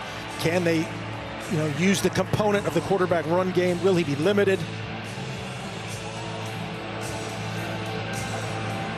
Well, 17 unanswered points for UCLA. Ended the first half, and Iowa getting it first after they went 10 unanswered in the first quarter. Yeah, early season of giving, right? It is the season of giving coming up, and 5 first-half turnovers. Quarterback comparison sponsored by Macy's. Not much passing, similar to last week in his first start for Brendan Sullivan. Yeah, the 2 picks from Garbers and in a fumble, and then also you see down there at the bottom, both have a fumble lost. All the quarterbacks responsible for the turnovers. The running for Sullivan hasn't been a big factor tonight, and the start of the second half begins with Johnson. That was the big concern for UCLA after watching that Wisconsin tape, was that Sullivan can beat you on the ground. Only 3 rushing yards for the quarterback for Iowa in the first half. Yeah, right there just went to a slightly different scheme, a ton of outside zone, bunch of their 2-back run game right there, just more of a downhill inside zone play, trying to get things started, and definitely not a pull type of scenario for Sullivan. Giving it again, and once more, UCLA is underneath Caleb Johnson, and they came out of the pile with the ball, but it was blown dead. Kane Madrano. Runner's forward progress was stopped. So forward progress, that eliminates any possibility of a review. The whistles don't matter. It is not reviewable. But here it is again, just a downhill inside zone play, trying to hit all these double teams right behind the inside leg of that right guard in that case. You see Madrano trying to rip it out among others. Just great team defense. Kirkwood, Toia, Madrano. Ball's definitely out, but they say the forward progress is stopped. Can't review it. So opening drive of the second half on a 3rd and 5. Sullivan pumps, eyeing the sticks, and he takes a big shot short of the line to make. And Sullivan stays down on the UCLA sideline. Jalen Woods just runs through it. Yep, that's 17. There was only one 17 on that kickoff. We're sure of it. We looked at it at halftime, but there is no doubt about that 17.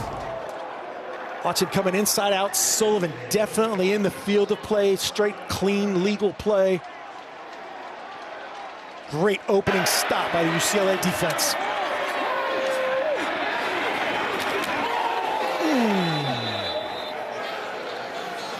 In stereo.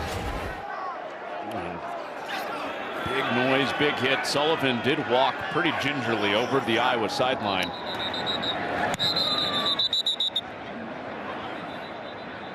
For the Dakin punt, we've got a stoppage.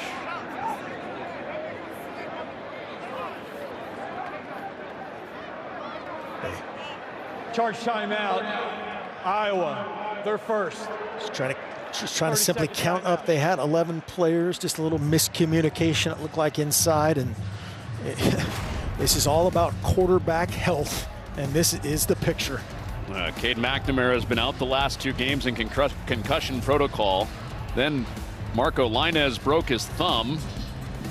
James Reedzar also hurt. Yeah, as the starter. Yep. And then Jackson Stratton, who had been playing scout team linebacker, is the next guy up behind Sullivan for the 2nd straight game. And that last series, as you see Stratton taking some snaps right now, that last series right there, that looked like Brendan Sullivan was told, hey man, you got to protect yourself, you got to get out of bounds, you got to throw it, you got to outrun it, whatever that may have been. And he almost turned himself back into the pressure and got lit up by Jalen Woods. Sullivan took a big hit on a 3rd down near the goal line in the first half. Didn't miss any snaps. Takes another big shot here.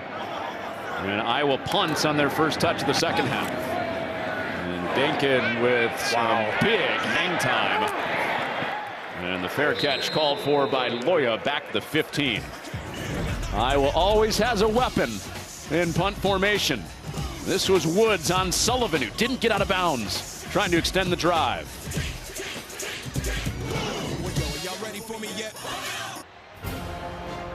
Well, the Powder Blues out tonight for UCLA on their homecoming game, paying homage to their 1954 national championship team, coached by Red Sanders. He was the guy credited with saying that winning is not everything, it's the only thing. He ran the single T. He liked the running offense tonight in the Powder Blues. Yes.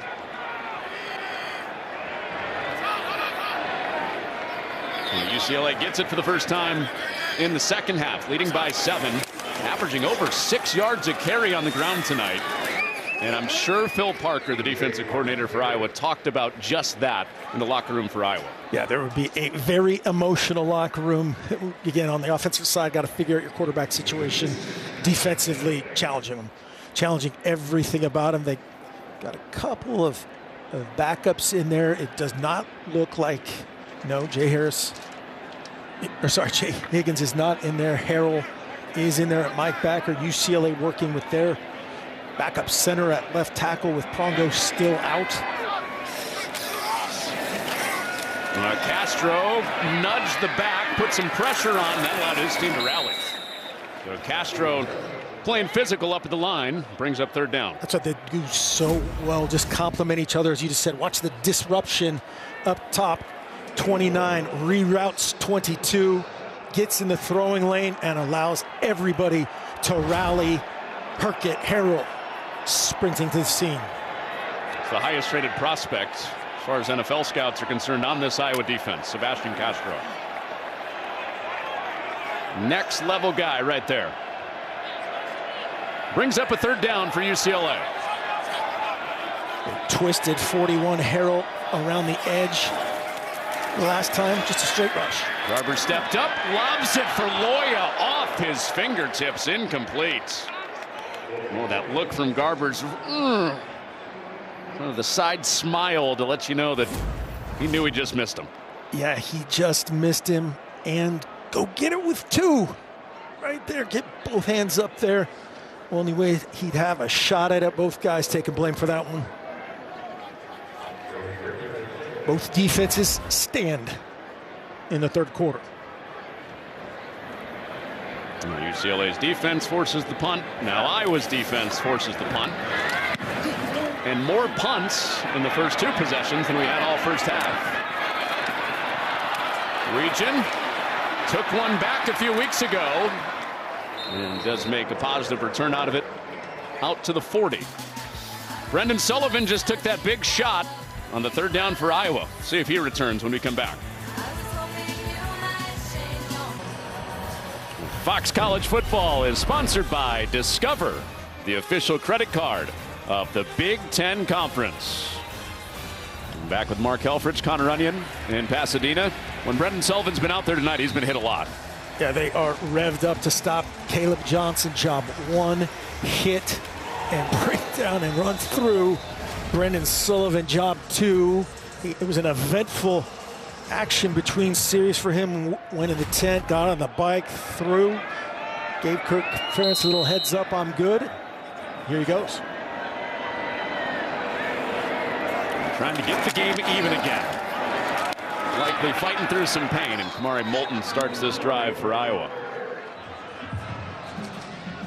UCLA's front, led by Jay Toia, has knocked him down a bunch. They've sacked him 3 times without them throwing the ball very much. Yeah, they've played on their side. UCLA's defense has played on Iowa's side of the line of scrimmage. That's just something you do not see. Done a great job, some of it by pressure design of that man, Ikaika Malloy, defensive coordinator, Toia's movement, Oladejo, every linebacker in the game. They protect Sullivan here and on target. Back to his favorite target of the night, Jacob Gill with a first down. So it'll be interesting here in the second half. Will it be a drop back game? Will it be a play action game? Because you've still got the shot potential, the downfield passing game, because UCLA, they're, again, all week long, all they're seeing is how great Caleb Johnson is. The run game, got to stop it. That opens up a lot of chunk plays downfield for play action. Gives Sullivan a chance to go downfield, likely to Gill some more. He has 100 yards tonight, and that's a response to taking a bunch of hits. Yep, and there's our answer for all of it. The RPO, they're still going to call them. They're still going to run them and just leave it on Brendan Sullivan. Hey, man, protect yourself. And sometimes that's easier said than done. So right here, you see that gap canceled. 97 goes inside. Busitt, good decision. We talked to Tim Lester, the offensive play caller for Iowa, earlier this week, and how he's managing not having his backups healthy. How much does he run Sullivan? And he said, we couldn't stop him from running if we tried. And he's running, even with taking all those shots tonight and getting out of bounds and sliding on back-to-back plays.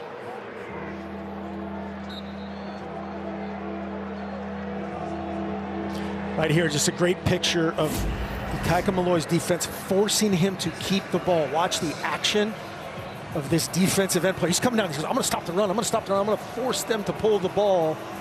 Seth Anderson tries to do his best to protect the run, the pull. But sometimes you smell blood on that defensive side of things and you make him do some things he doesn't want to. Iowa hardly ever goes for it on fourth down. They have 7 yards to get on third down. Sullivan dancing and throwing. Intercepted. Schlesinger again. He had no picks in his career coming into the night. He has 2 of Sullivan in this game. It's a carbon copy of the previous pick. They took the initial read away, came off of it, and the biomedical engineering transducing, intercepting Schlesinger turns the table. Oh my goodness. The onslaught of body blows on Iowa quarterback Brendan Sullivan keeps rolling on for UCLA's defense. Yeah, just again late. Schlesinger reacts. Oladejo gets a shot in as Mason Richmond tries to help his quarterback up. And just a rinse-repeat kind of scenario between now and his last play. Stratton is now on the sideline taking snaps. It's going to be that kind of night, I think, for Iowa's offense. Well, Harden begins this drive for UCLA into the waiting arms of Craig. And that was the big story of the first half, was Iowa, the top rushing offense in the Big Ten. UCLA, the worst rushing offense in the Big Ten. Flipping those numbers.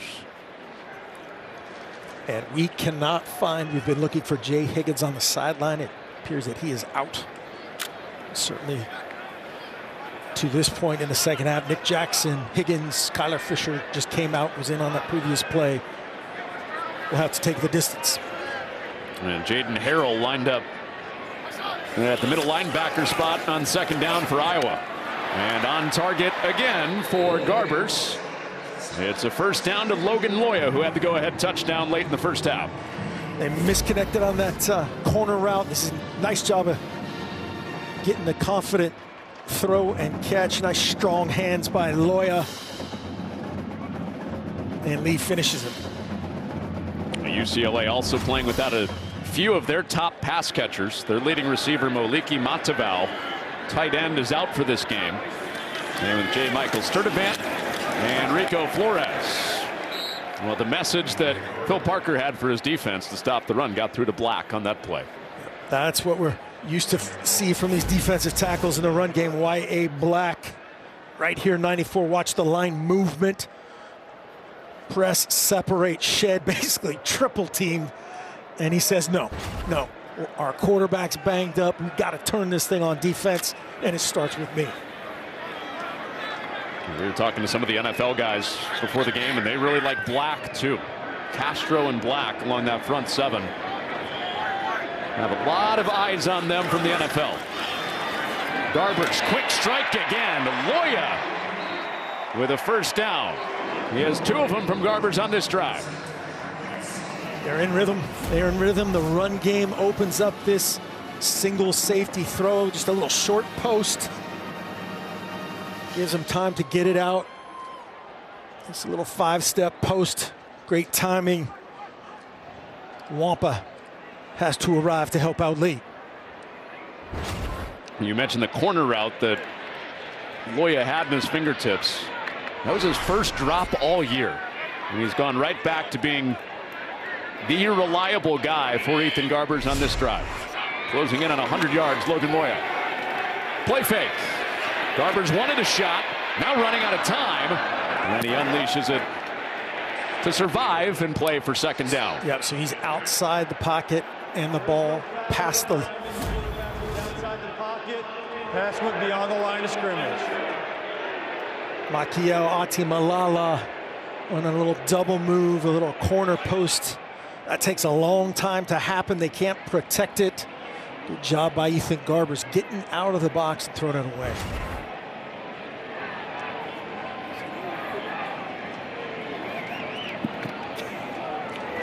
It was quick change theater in the first half with 5 turnovers, 17-10 with 17 unanswered from UCLA. No points yet in this half, and a flag comes out behind. So it's become a little bit more of a grind for the offenses. Yeah, the entire sideline there, and I was calling for a hold, and they got it.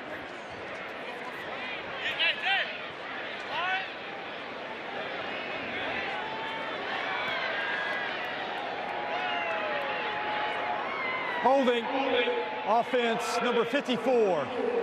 10-yard penalty, second down. That's the guy they call Bigfoot. Josh Carlin, the right guard.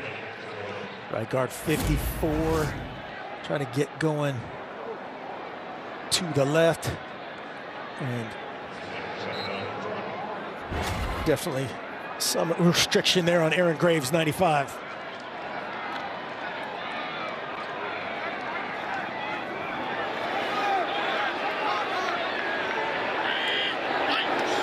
So it turns into a second down and long.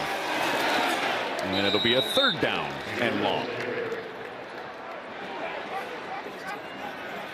Just a little toss ISO play right there. Lead play.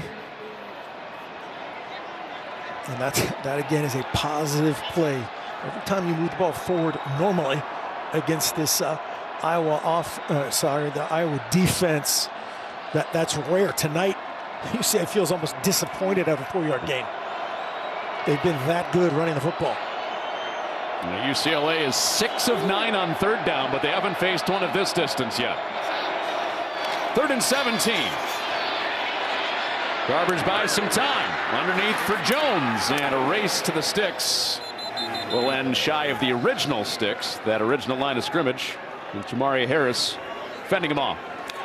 Just great first down, second down defense. Obviously with the penalty, makes that a virtually impossible situation there for Garbers. Well managed. Keep it in play, give your guy a chance, give him a chance to break a tackle. And again, flip it over to the other team, and this is going to be another long attempt. Well, the second longest field goal in school history the last time we saw Pagani out there. This is 57. It's like hoops, you got to prove it. Playing horse, prove it. He'll try to one-up himself, and Pagani cannot. Split him straight down the pipes last time. And the Nacho Libre look for that Iowa Hawkeye fan sends him into a frenzy. Still a one-score game as we dip late into the third quarter from Pasadena.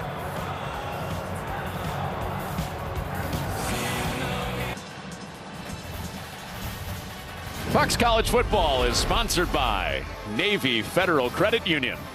Veterans of all military branches can join. Guy was ready for the Royal Rumble. Brendan Sullivan not coming back out with the offense after a night where he's been sacked, picked off twice, and he's lost a fumble. Yeah, and taking shot after shot. Those weren't just arm tackles. And now Jackson Stratton, sort of a local from Mission Bay, by way of Colorado State. The 5th string quarterback. Hands off for the first time. And it's Caleb Johnson for a couple of yards. So Stratton was playing scout team linebacker before last week when 3 Iowa quarterbacks were injured. And here he is playing in the Rose Bowl in a Big Ten game as Iowa's guy now. After seeing the other guys, again, get beat up. And again, Kirk Ferentz in his press conference this week had the greatest line because he's never seen this guy play. I don't know what's going to happen. Neither do you. Back-to-back runs with Stratton in the game, and Johnson makes a cut. And one of his biggest runs of the night as a first down. Played at Colorado State, was never a starter there. It just appeared in 4 games. Sometimes this is the type of thing that lights up a guy like Caleb Johnson. UCLA just in a 6-man box. That's the lightest box they've played with all night. You can block that look with the 5 down guys and the tight end involved. First down Hawkeyes. And this is when Caleb Johnson has to get back to being who he's been all season, right? Yes, absolutely. With Stratton in the game, unproven at quarterback. 12 personnel moving around. And he has nowhere to go there. Oladejo has been living in the backfield as much as anybody for UCLA. Oladejo has been awesome tonight. Again, a guy that was beat out, replaced that linebacker, bumped by a defensive end. And the Doak Walker candidate been muzzled to this point tonight. This looks like a vintage offensive line for Iowa. Most of the year it has been, and Caleb Johnson having one of the best seasons in Iowa history for a running back. In the first half, his touchdown set the single season record for total touchdowns for an Iowa Hawkeye. In back-to-back plays where he's wrangled in the backfield, he got out of it with a flag down right before he submerged past the line of scrimmage. Yeah, it's going to be a hold on Bo Stevens. Just got a little tackle trying to get outside. Stevens and Busick came together. Holding, offense, number 70, yard penalty, 2nd down. Playing left guard. Let's see the arm outside, as you said, against 97 Busick.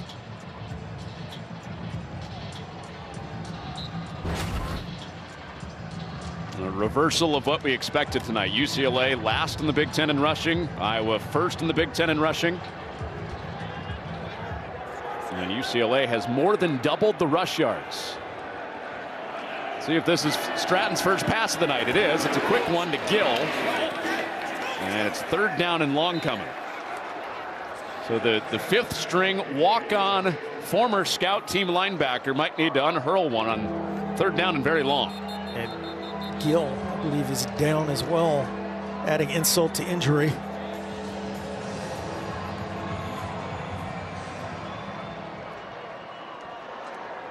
Yeah, that's gonna set up 3rd and about Mission Bay.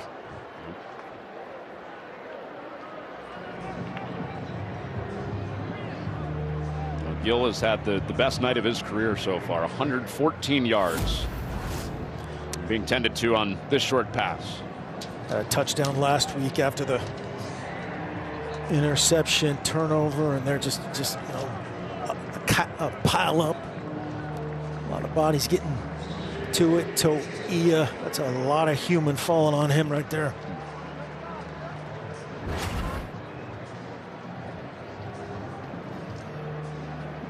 So Gill up.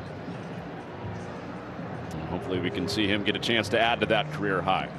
Fox Friday Night College Football is sponsored by KFC. It is finger licking good. Connor Onion, Mark Helfrich with you on a Friday night from the Rose Bowl. No scoring in the second half yet. 17-10 UCLA into the locker room. But Iowa playing from behind. It's be interesting from both perspectives. With their backup in. Yep, how their offensive coordinator Tim Lester deploys this. It looks like a bluff and pop out for UCLA's defense, just rushing 4. And they do bring a defensive back late. Stratton breaks out of it and dives ahead to the 40, shy of the first down. It turned into a 4-man rush, and the 4th part of the rush is going to come out of the sky here. This is into the scout team for Jackson Stratton. You see Devin Kirkwood show up. Toia misses the tackle, and Stratton protects himself. So Drew Stevens will be sent out from 57 yards. They'll try to answer what UCLA did earlier. They did send him out from 56 yards against Wisconsin last week. From 57 out, Stevens strikes it well and drills it. Not every game you get dueling 57-yarders in college football, but there is a flag down near the line of scrimmage.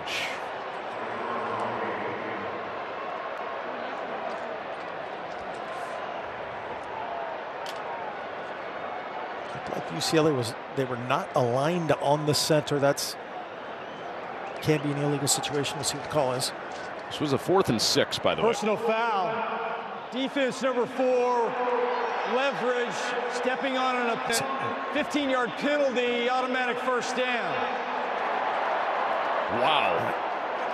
So that's great description by Ron Snodgrass. They're stepping on an opponent. You can see it right there. 4 stepping on the opponent. So as soon as he essentially trips and steps on, that's Ellsbury 76. That's illegal. It's dangerous for both guys, and takes the long field goal off the board. Jackson Stratton, go get you some. And 9 penalties for 84 yards for UCLA. And Iowa having a very Hawkeye-like night with just the 2 penalties. And this drive continues. Wipe off the 57-yarder. Caleb Johnson back to work through Madrano, and he just gets a yard out of it. Everything is tough for Johnson in this game. Yeah, you're exactly right. Again, that Madrano's on their side of the line of scrimmage. He's got to fight every square inch to get 1 yard. And it looks like defense coordinator Kaika Malloy says, all right, I'm gonna heat this young son up a little bit and see what he can handle. Nobody scored in the 3rd quarter. We go to the 4th. Somebody's looking for a 3-game winning streak. When you think about this matchup, you think about the 1986 Rose Bowl when Eric Ball went for 227 yards. UCLA with an upset win of Iowa. That's the last time they played. And the hats that they got that day look just like this. We can't confirm or deny that this might have been Coach Fry or Coach Donahue's, but what do we think? Mess up your hair, but that is big time. Our producer, Max Line1, bought this on eBay. eBay. Good bid. So this is your hat. Thank you. And hopefully rub it for good luck here if you're a Hawkeye. Start of the fourth quarter. And a pitch to Johnson, and Medrano runs him down. And if you just flipped this over, Brendan Sullivan was making his second start for Iowa. He did not come out for this drive, so it's fifth string quarterback, walk-on quarterback, Jackson Stratton, leading the huddle for Iowa. Yeah, UCLA has flipped the script, trying to recreate that 86 Rose Bowl in terms of a rushing production, 153 on the ground, and Iowa just 79 yards on the ground this deep into the game in the fourth quarter. Unbelievable. So do they let Stratton throw it? Four-man rush. They do. Little shoulder shake, and his throw is on target. Gill back in the game, and a first down. A little gutsy from Stratton. Stratton steps up and throws a strike, and exactly what you said, Jacob Gill, tough. See Stratton standing in there. They zoned him out. Brian Addison, almost reaches out on the diving tip. 1st and 10, just outside the 10. Madison trying to make up for a penalty that he committed that wiped a field goal off for Iowa, kept the offense on the field after it. Now the Hawkeyes on the doorstep of tying the game.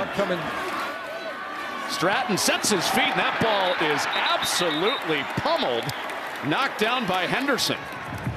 Mick Cronin signed him up. That looked good at Pauley Pavilion. That was a block shot, no doubt about it.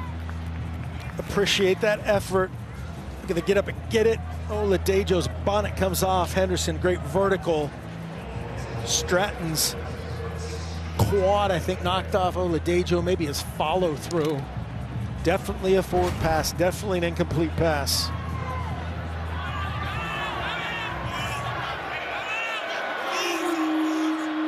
Stratton set up the first down with the third down conversion through the air. This is the Big Ten's leading rusher, Johnson. He's been running left and right all night. Now a race to the sideline, and he's tracked down. Medrano playing to the crowd, bring it up, third down for UCLA.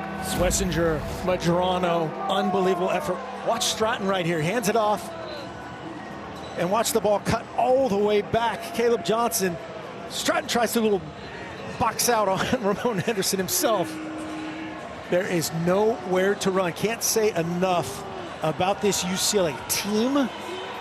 Absolutely, this UCLA defense the last 3 weeks. So many opportunities to kind of, phone it in, give a half effort. They have consistently given incredible, great effort on plays like that.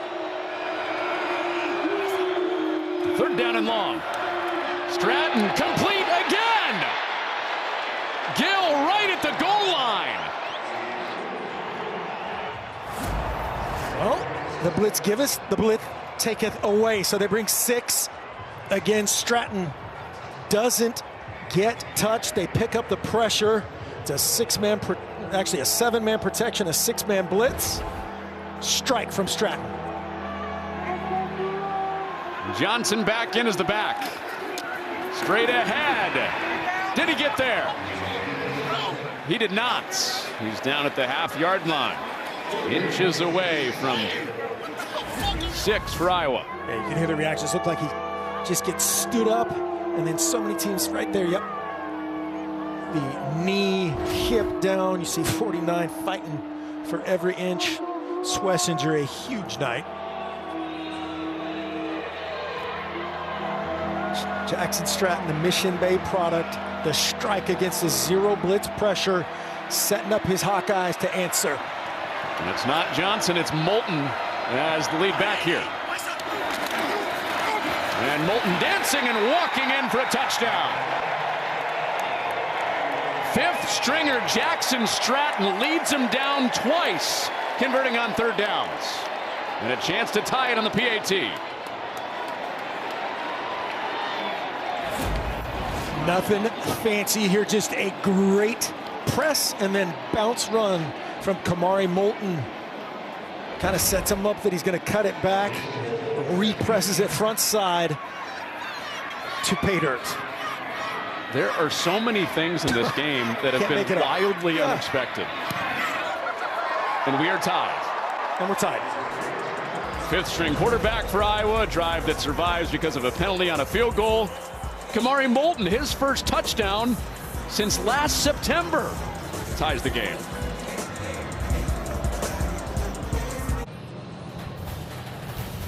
Fox College Football is sponsored by Pacific Life, creating financial security for nearly 160 years. Guy's Johnny on the spot. He knows they might need him. He's ready. He said, Coach Ferentz, I'm ready for you. Is that their current third-string quarterback? In his mind, absolutely it is. Just an unbelievable effort by that entire team, that sideline, the coaching staff to rally around Jackson Stratton, the Mission Bay, California native, throwing a strike on a 3rd and long in the red zone against a hot UCLA defense. A great answer. Well, how about the decision to take a 57-yard field goal off the board for Iowa? Then Stratton, you mentioned one 3rd down conversion, did it again after not playing all night, all season, being a scout team linebacker last week. And Iowa has tied it on the Moulton rushing touchdown. Huge day of college football tomorrow on Fox. It kicks off with Big Noon Saturday. Purdue against 2nd-ranked Ohio State. Then at 4, Shedeur Sanders and 20th-ranked Colorado against Texas Tech. At 8, Nevada against Ashton Genty and Boise State. It all starts with Big Noon Saturday on Fox. The final game of the night. Boise State coming in at number 12 in the college football playoff rankings. Very much at play for that group of 5 spot. Also Genty trying to chase down a Heisman. So UCLA, who has dominated on the ground tonight, one of the big surprises, start this drive with a couple-yard gain. That feels like forever, as you said, after they took the field goal off the board. It feels like forever that this UCLA offense has been out there. Got to keep Ethan Garbers and company warm and loose on a chilly night. Into halftime, UCLA had held the ball for twice as long as Iowa. Now a long wait for Garbers. And then he flips it out. And physical running for Harden. Wow, he just put Deshaun Lee straight on his back to make it a 3rd down and short. That's why you carry the ball in your outside arm. You protect it. Nice location by Garbers. Left arm carry. Forearm shiver. Run through Deshaun Lee. There's a couple former running backs on that sideline that love that. Deshaun Foster, Eric Bieniemy. Well, Iowa scouting UCLA on 3rd and 1. They expect pass. That's the trend, and subs coming. But the clock getting late. It's down inside 5 seconds. You're going to have to use a timeout. Deshaun Foster will realize it, sees it. They were trying to bring in the big guy, which they do a lot. Maki Haley on short yardage situations. UCLA, just get it too late. A 30-second timeout. Okay, so an interesting play call coming on a 3rd down and 1 after this UCLA timeout. And we remind you that Fox Sports proudly salutes our nation's veterans and the organizations that serve them every day. Our veterans deserve to live with dignity and independence, not on the streets. That's why we're making camo our cause this Veterans Day in honor of U.S. Vets Campaign. You can post wearing camo on social media. Use the hashtag US Vets, honor US Vets, and visit go.fox/US Vets to learn how you can help end veteran homelessness. Yeah, UCLA obviously wearing the throwbacks. You can see the Iowa logo there, and then their coaching staff on the sideline with all their Veterans Day gear. Big time tribute. Are you going to trend here if you're Eric Bieniemy and UCLA, or away from trend? I'm running the ball. Run the ball all night. No Jay Higgins in there. Test him. They do run it. It's a pitch to the edge. It's a big hole on the edge. It's a 1st down for Harden. So it is a trend buster. UCLA known for passing on that 3rd down and short. Tonight, they're a running team. Yep, so just a little belly toss action, and you see Loya lined up essentially as a tight end spot. He's in position to block that lone defender who's left. That's a play where he comes up and looks at the front. He can hand the belly in some situations, or in that case, TJ Hart on the perimeter. Great design, great execution. Needed one, they got 16 with Harden. Not as fortunate this time as Castro is in the backfield. Yeah, Castro's saying, okay, my guy again down. No Higgins. Seen a lot of Bruin defenders in our backfield tonight. The veteran in the backfield for Phil Parker and the stop. TJ Harden went over 100 yards the first time this year on that 16-yard carry on 3rd down and 1. And it's Jones that comes into the backfield with Garbers on 2nd down. Edge pressure. Garbers gets it away. And 3rd and medium coming up again on the completion to Jack Peterson. It's 3rd down and 5 at the 45. Just a little shallow route there to Jack Peterson. Yes, he is number 28 in tight end. Always a little odd. Wiki Matavao, the guy who's been really, really good, still out. Jack Peterson, Bryce Pierre have been great in his stead tonight. And Garbers on 3rd down has been money. 7 of 10 passing. And 6 of those completions have gone for 1st downs. In a tied game approaching the midway point of the 4th quarter. Iowa shows pressure, they're bringing it. Garbers fading away, complete again. Clutch night on 3rd down continues for Garbers. The ball did come out.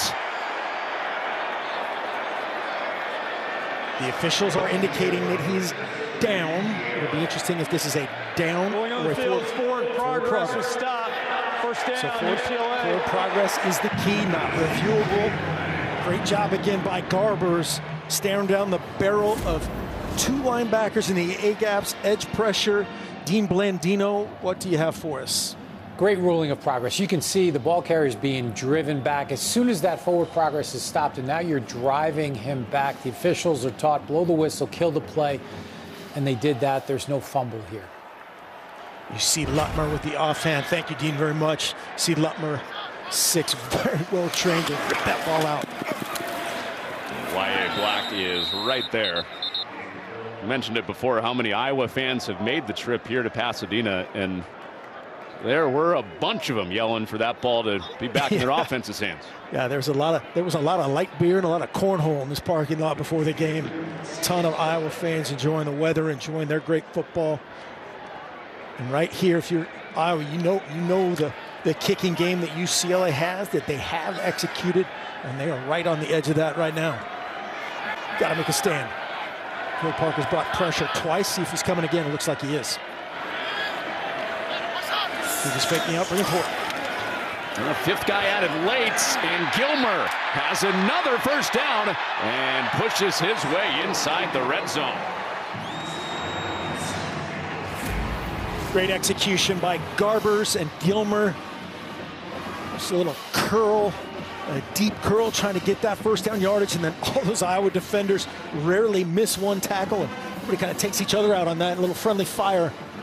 Big time move of the change right here by Eric Bieniemy, offensive coordinator, and Ethan Garbers, quarterback, keeping Caleb Johnson on the bench. He's been left to watch a lot tonight as UCLA's offense has gone to work again. Jones out of that tackle, in the backfield, down the sideline, and he is out of bounds. They mark him at the 6. He easily could have been back at like the 20. Receiver speed, running back size, jet sweep. They use him a lot. Nice job just running through again. The most sure, most physical defender.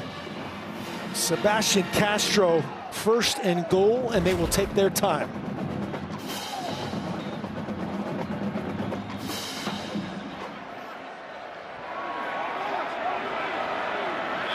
Back inside the red zone, looking for a go-ahead score. That window is closed. Jackson is there to stand up Harden and bring up 2nd down and goal. Well, Iowa twice tonight, Mark, has seen UCLA come down here, and they forced turnovers twice. Looking for another one. Just great defense right there, jumping. Again, that was the outside zone play that Iowa has seen about 7,000 times by their own offense over the years. Phil Parker, defensive coordinator and company, trying to rally the troops, have created 2 turnovers down here for Garbers in the tight red area, seeing if they could do it again. Number 4. Garbers protected, but the ball's knocked down. Graves and Black had some pressure. And 3rd and goal arrives for the Bruins. They had a walk-in touchdown if they can get this ball out over the top, but that's an if, because Graves and Craig were right underneath it. Watch both of these defenders. You see 25 Harden, free release. Quinn Schulte gets picked by the route runners. That's a touchdown if they don't get a hand on it. Great play. Take care of the ball. UCLA has chewed up 6.5 minutes on this drive. Trying to finish it with a touchdown on 3rd and goal. Pressure on Garbers, and he has to dump it away. Castro, like a missile, quickly into the face of Garbers. It is 4th down UCLA. Nice job by Garbers. Phil Parker says, I am bringing everybody. You can't block all these guys. 29 ends up being the free hitter. You'd like the left guard to step down there and take away that immediate penetration. Garbers sees it, drifts, and legally grounds it and sets up this field goal attempt. Bagani was good from 57 earlier. And he gives UCLA the lead back. So Iowa will have to play from behind again with their 5th stringer, Jackson Stratton, looking for another touchdown drive, chasing 3. Bagani puts the Bruins up. Mateen Bagani just put UCLA back up by 3. Let's take a look at our Pacific Life game summary, sponsored by Pacific Life, creating financial security for nearly 160 years. Where do we start with this game? Schulte had a pick in the end zone. UCLA came back and scored 17 unanswered points. And Carson Schlesinger hadn't had a pick all year, all career. He has 2 tonight. Moulton tied it with a touchdown. We have a 5th string quarterback playing. We have UCLA leading this game and rushing. All those things. When you watch the tape, you get ready for the game. We had no idea where we were headed tonight. So why don't you stay with us, because it could be a wild 4:49 coming up.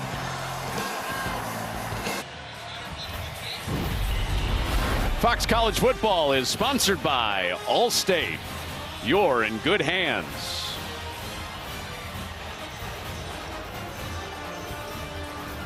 It is 20-17 UCLA with Iowa coming back out. Those guys are ready to play. Oh, yeah. They've seen a lot of great football. They're like, we got them right where we want them in Iowa lore. Of course, we have our 5th string, former Colorado State native of California in to win the game. He hands off. Stratton does. The touchdown scorer, Moulton, dives ahead for a 4-yard gain. You see Moulton, just a hard runner. Floridian from Fort Lauderdale, not as big as some of the other backs through history, but a great changeup. UCLA spent all week thinking about Caleb Johnson. How do we tackle him? How do we flow to the ball? They've done that job. It's Moulton on the biggest drive of this game, getting the opening carry and staying out there for 2nd down for the Hawkeyes. Stratton moves the pocket. Gill gets popped as that ball finds the grass. Cajo came up and made a big hit, and it's 3rd down. Just a true RPO. You can see offensive coordinator Tim Lester has confidence in Stratton's ability to do that, to make decisions. You wonder if Gill kind of felt and heard footsteps of Cajo, because he was close at hand. It might be just as well to get that knocked away. You still have 2 timeouts if you're Iowa. You still have the 2-minute timeout. So not a must get here. No. But one you would really, really, really like to have. 4-man rush. Chasing 3 points on a 3rd down. It's Stratton. And that is incomplete. Bowie could not get under it with Cajo in coverage again. And it's 4th down. Yeah, just like the ball missed a little bit inside. Got to finish with that right hip from Stratton. And yeah, Bowie was trying to kind of show the prize, but you could see him and Kirk Ferentz body language was like, yeah, that ball was definitely in the dirt. He was in the right spot. He was on time. Just that, it's a hard throw. Davies and Cajo coming up with the defensive play for UCLA, and they've got it back and getting a friendly bounce. So what does Iowa's run defense have? Let's check out our Friday night spotlight, sponsored by KFC. It's finger licking good. The guy on 3rd down that's been Mr. Reliable has been Logan Loya for his quarterback Garbers. 5 catches, 94 yards, and just the security blanket right there. A great timing throw by Garbers. Splits the safety, the veterans Schulte and Castro, and Loya does the rest. But this is going to be all about this front right here. Those 5 offensive linemen. Jalen Jeffers in for the injured Prongos. Peterson in there now at tight end. And Garbers pulls it. Got around Craig, who gets back into the play and makes the stick as Garbers stays in bounds and kind of protected himself. 2nd down. Yeah, definitely see 2 hands on the ball there at the end. Very smart from Garbers. Not something they major in the RPO game as much as Iowa has relied upon that this year, but certainly an element that they bring. It's just another way to add an option defender and not have to block all those guys. And Garbers calls Peterson in tight to the formation after he got 5 yards himself. He hands off. It's Harden. His biggest night of the year on the ground yields another important 1st down for UCLA. Nice design, you said. Motion him down and watch the puller, the big puller 74 Holstick. Just running basically a power play concept. And Harden, again, just physical, squared up. Yeah. Again, so impressed by this UCLA run game tonight. They have committed to it. They have dominated the line of scrimmage against somebody that just doesn't happen against. Well, Iowa's run defense had found it again after a disappointing day at Michigan State in a loss. Looked like themselves the last 2 weeks. Garbers out the back door again. And he's got a short gain. Just ahead of the 2-minute timeout. We get a timeout. Yep. Charge timeout, Iowa, their 2nd. This is a 30-second timeout. Clock stops 2:17. Sunday, we kick off a huge day of football on Fox with a special 2-hour Veterans Day pregame show live from Naval Base San Diego. Then it's Brock Purdy and the Niners against Baker Mayfield and the Bucks, or other regional action. It all starts at 11 a.m. Eastern Time on Fox and the Fox Sports app. That is such a cool tradition. Everything about how they handle that is so cool. Sure is. Thanks to our troops, everybody that served on this Veterans Day weekend. Will UCLA allow Jackson Stratton a chance at a big moment? Yep, still got to get a couple more 1st downs if you're UCLA. Iowa has the 1 timeout left in addition to the 2-minute timeout, but they got to heat him up and get a stop here. All runs on this drive. And it's 3rd down and long. Coach Ferentz will use his 3rd and final, so they will only have the 2-minute timeout now. Charge timeout, Iowa, their 3rd and final timeout. A 30-second timeout. So they're out of timeouts. Sure, you're churning over there on what this play call might be on a 3rd and 8. But first, let's tell people about Fox Friday Night College Delicious Football chicken is sponsored by KFC. It is finger licking good. All right, now that you have chicken on your mind, what's your play call on 3rd down and 8 if you're UCLA? Well, Great exchange, get the snap, all the little things that you got to just reinforce. This did not, in my opinion, would not be an RPO situation for a guy like Ethan Garbers. Run the ball, punt it away, and leave the heroics to be done with it. No timeouts, and the backup. That's 4 backups to get to Jackson Stratton. Well, UCLA has continued what they've done the last few weeks. Turning point of their season has been their turning point on third down. 1-5 as of a couple of weeks ago, with an 8-for-13 night on third down. They are dreaming about a bowl game, which seemed impossible about a month ago. They have to win 3 of their final 4 games to do that, including tonight. It is a pass on 3rd and 8. Toward the sticks, they back their way to the marker. They roll the dice and they get it. Mokiao Atimalala. They will rewind this now and take it down to the 2-minute timeout. But just great execution, great call, great courage, great trust. No doubt about it. Mokiao Atimalala. Tough yards. Eric Bieniemy boldly impressive, throwing the ball on 3rd down with a chance to stop the clock. Now moments away from a 3rd straight win for UCLA.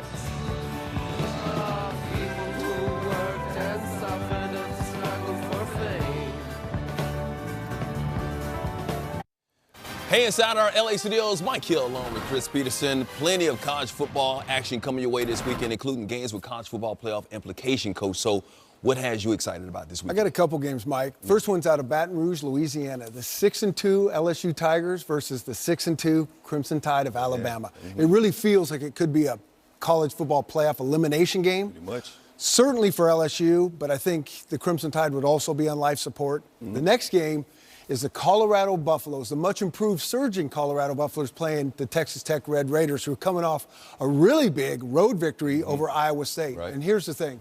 If Colorado can win the next 4 games, and they should, they're favored in all of them, they have a chance to play in the Big 12 championship game and go to the college football playoff. Who would have thought that? They won 5 of their last 6. They're ranked in the college football top 20 for the first time since 2016. We'll be with you all day tomorrow for plenty of college football action right here on Fox.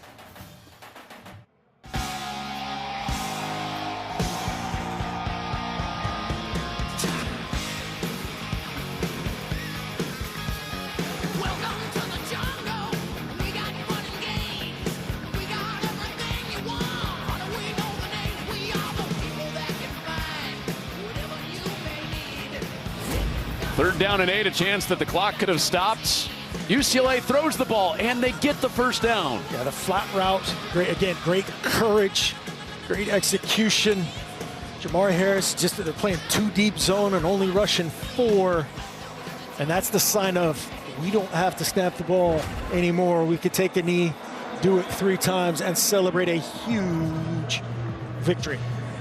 Thought we would have gotten a little bit more out of Eric Bieniemy there. He just made the boldest play call of the night and stoically watched his offense move the chains.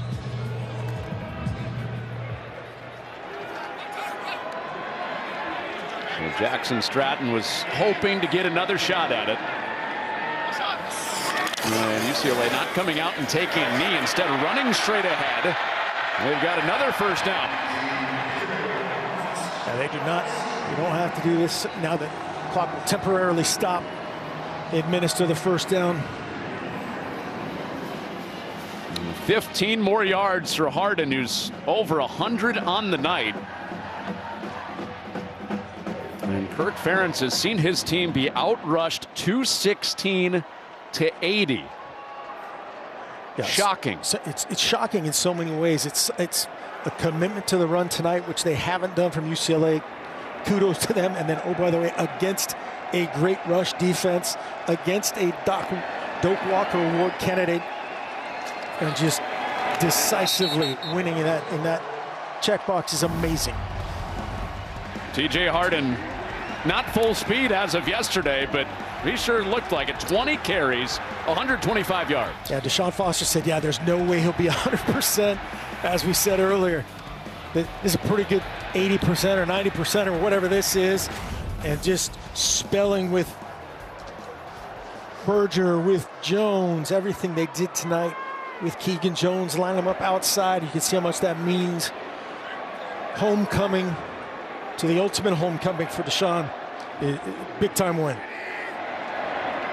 Deshaun Foster said post-game last week after they beat Nebraska, UCLA hired the right guy.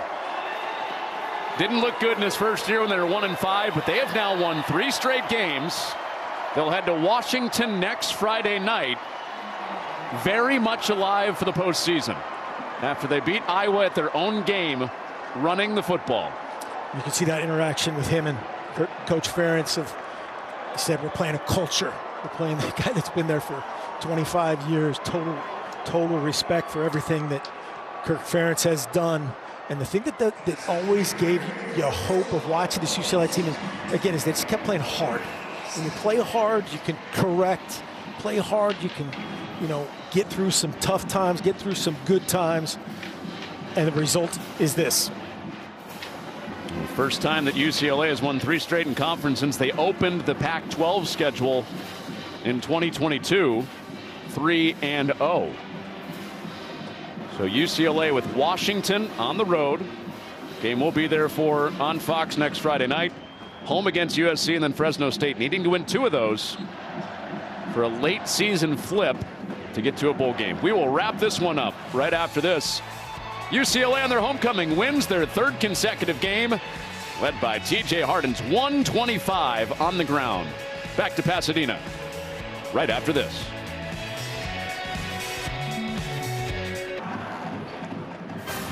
Big noon kickoff is live from Lubbock as Texas Tech gears up to take on Colorado. Catch a special profile on Texas Tech alum Patrick Mahomes, plus live appearances by Coach Prime, Michael Crabtree, wide receiving great at Texas Tech, Danny Amendola, and a Veterans Day tribute. Then it's Purdue, Ohio State at noon, only on Fox. Back with Mark Helfrich, Connor Onion wrapping things up from the Rose Bowl. We are headed to Washington next week. More Fox Friday Night College Football. Washington and UCLA, old Pac-12 rivals turned Big Ten rivals. Then it's USC and Fresno State. You win 2 out of those 3, if not all 3, then UCLA is going to a bowl game improbably after they started 1-5, Mark. Yeah, just so impressive again. Just kept playing. Battled through all kinds of adversity, some self-inflicted, some not. Just impressive toughness, particularly on defense in limiting Caleb Johnson. All right, I will see you in Seattle. Yeah, you will. UCLA wins it 20-17. They win their 3rd straight. For Max Leinwand, our producer, our director, Derek Manning, Jordan Wolf, Jackie Chung, Jack, 17 Desserts Russo, Talent Stats, Mike Rudolphi. For Mark Helfrich, Connor Onion, we say goodnight from Pasadena. UCLA, 2 games away from bowl eligibility.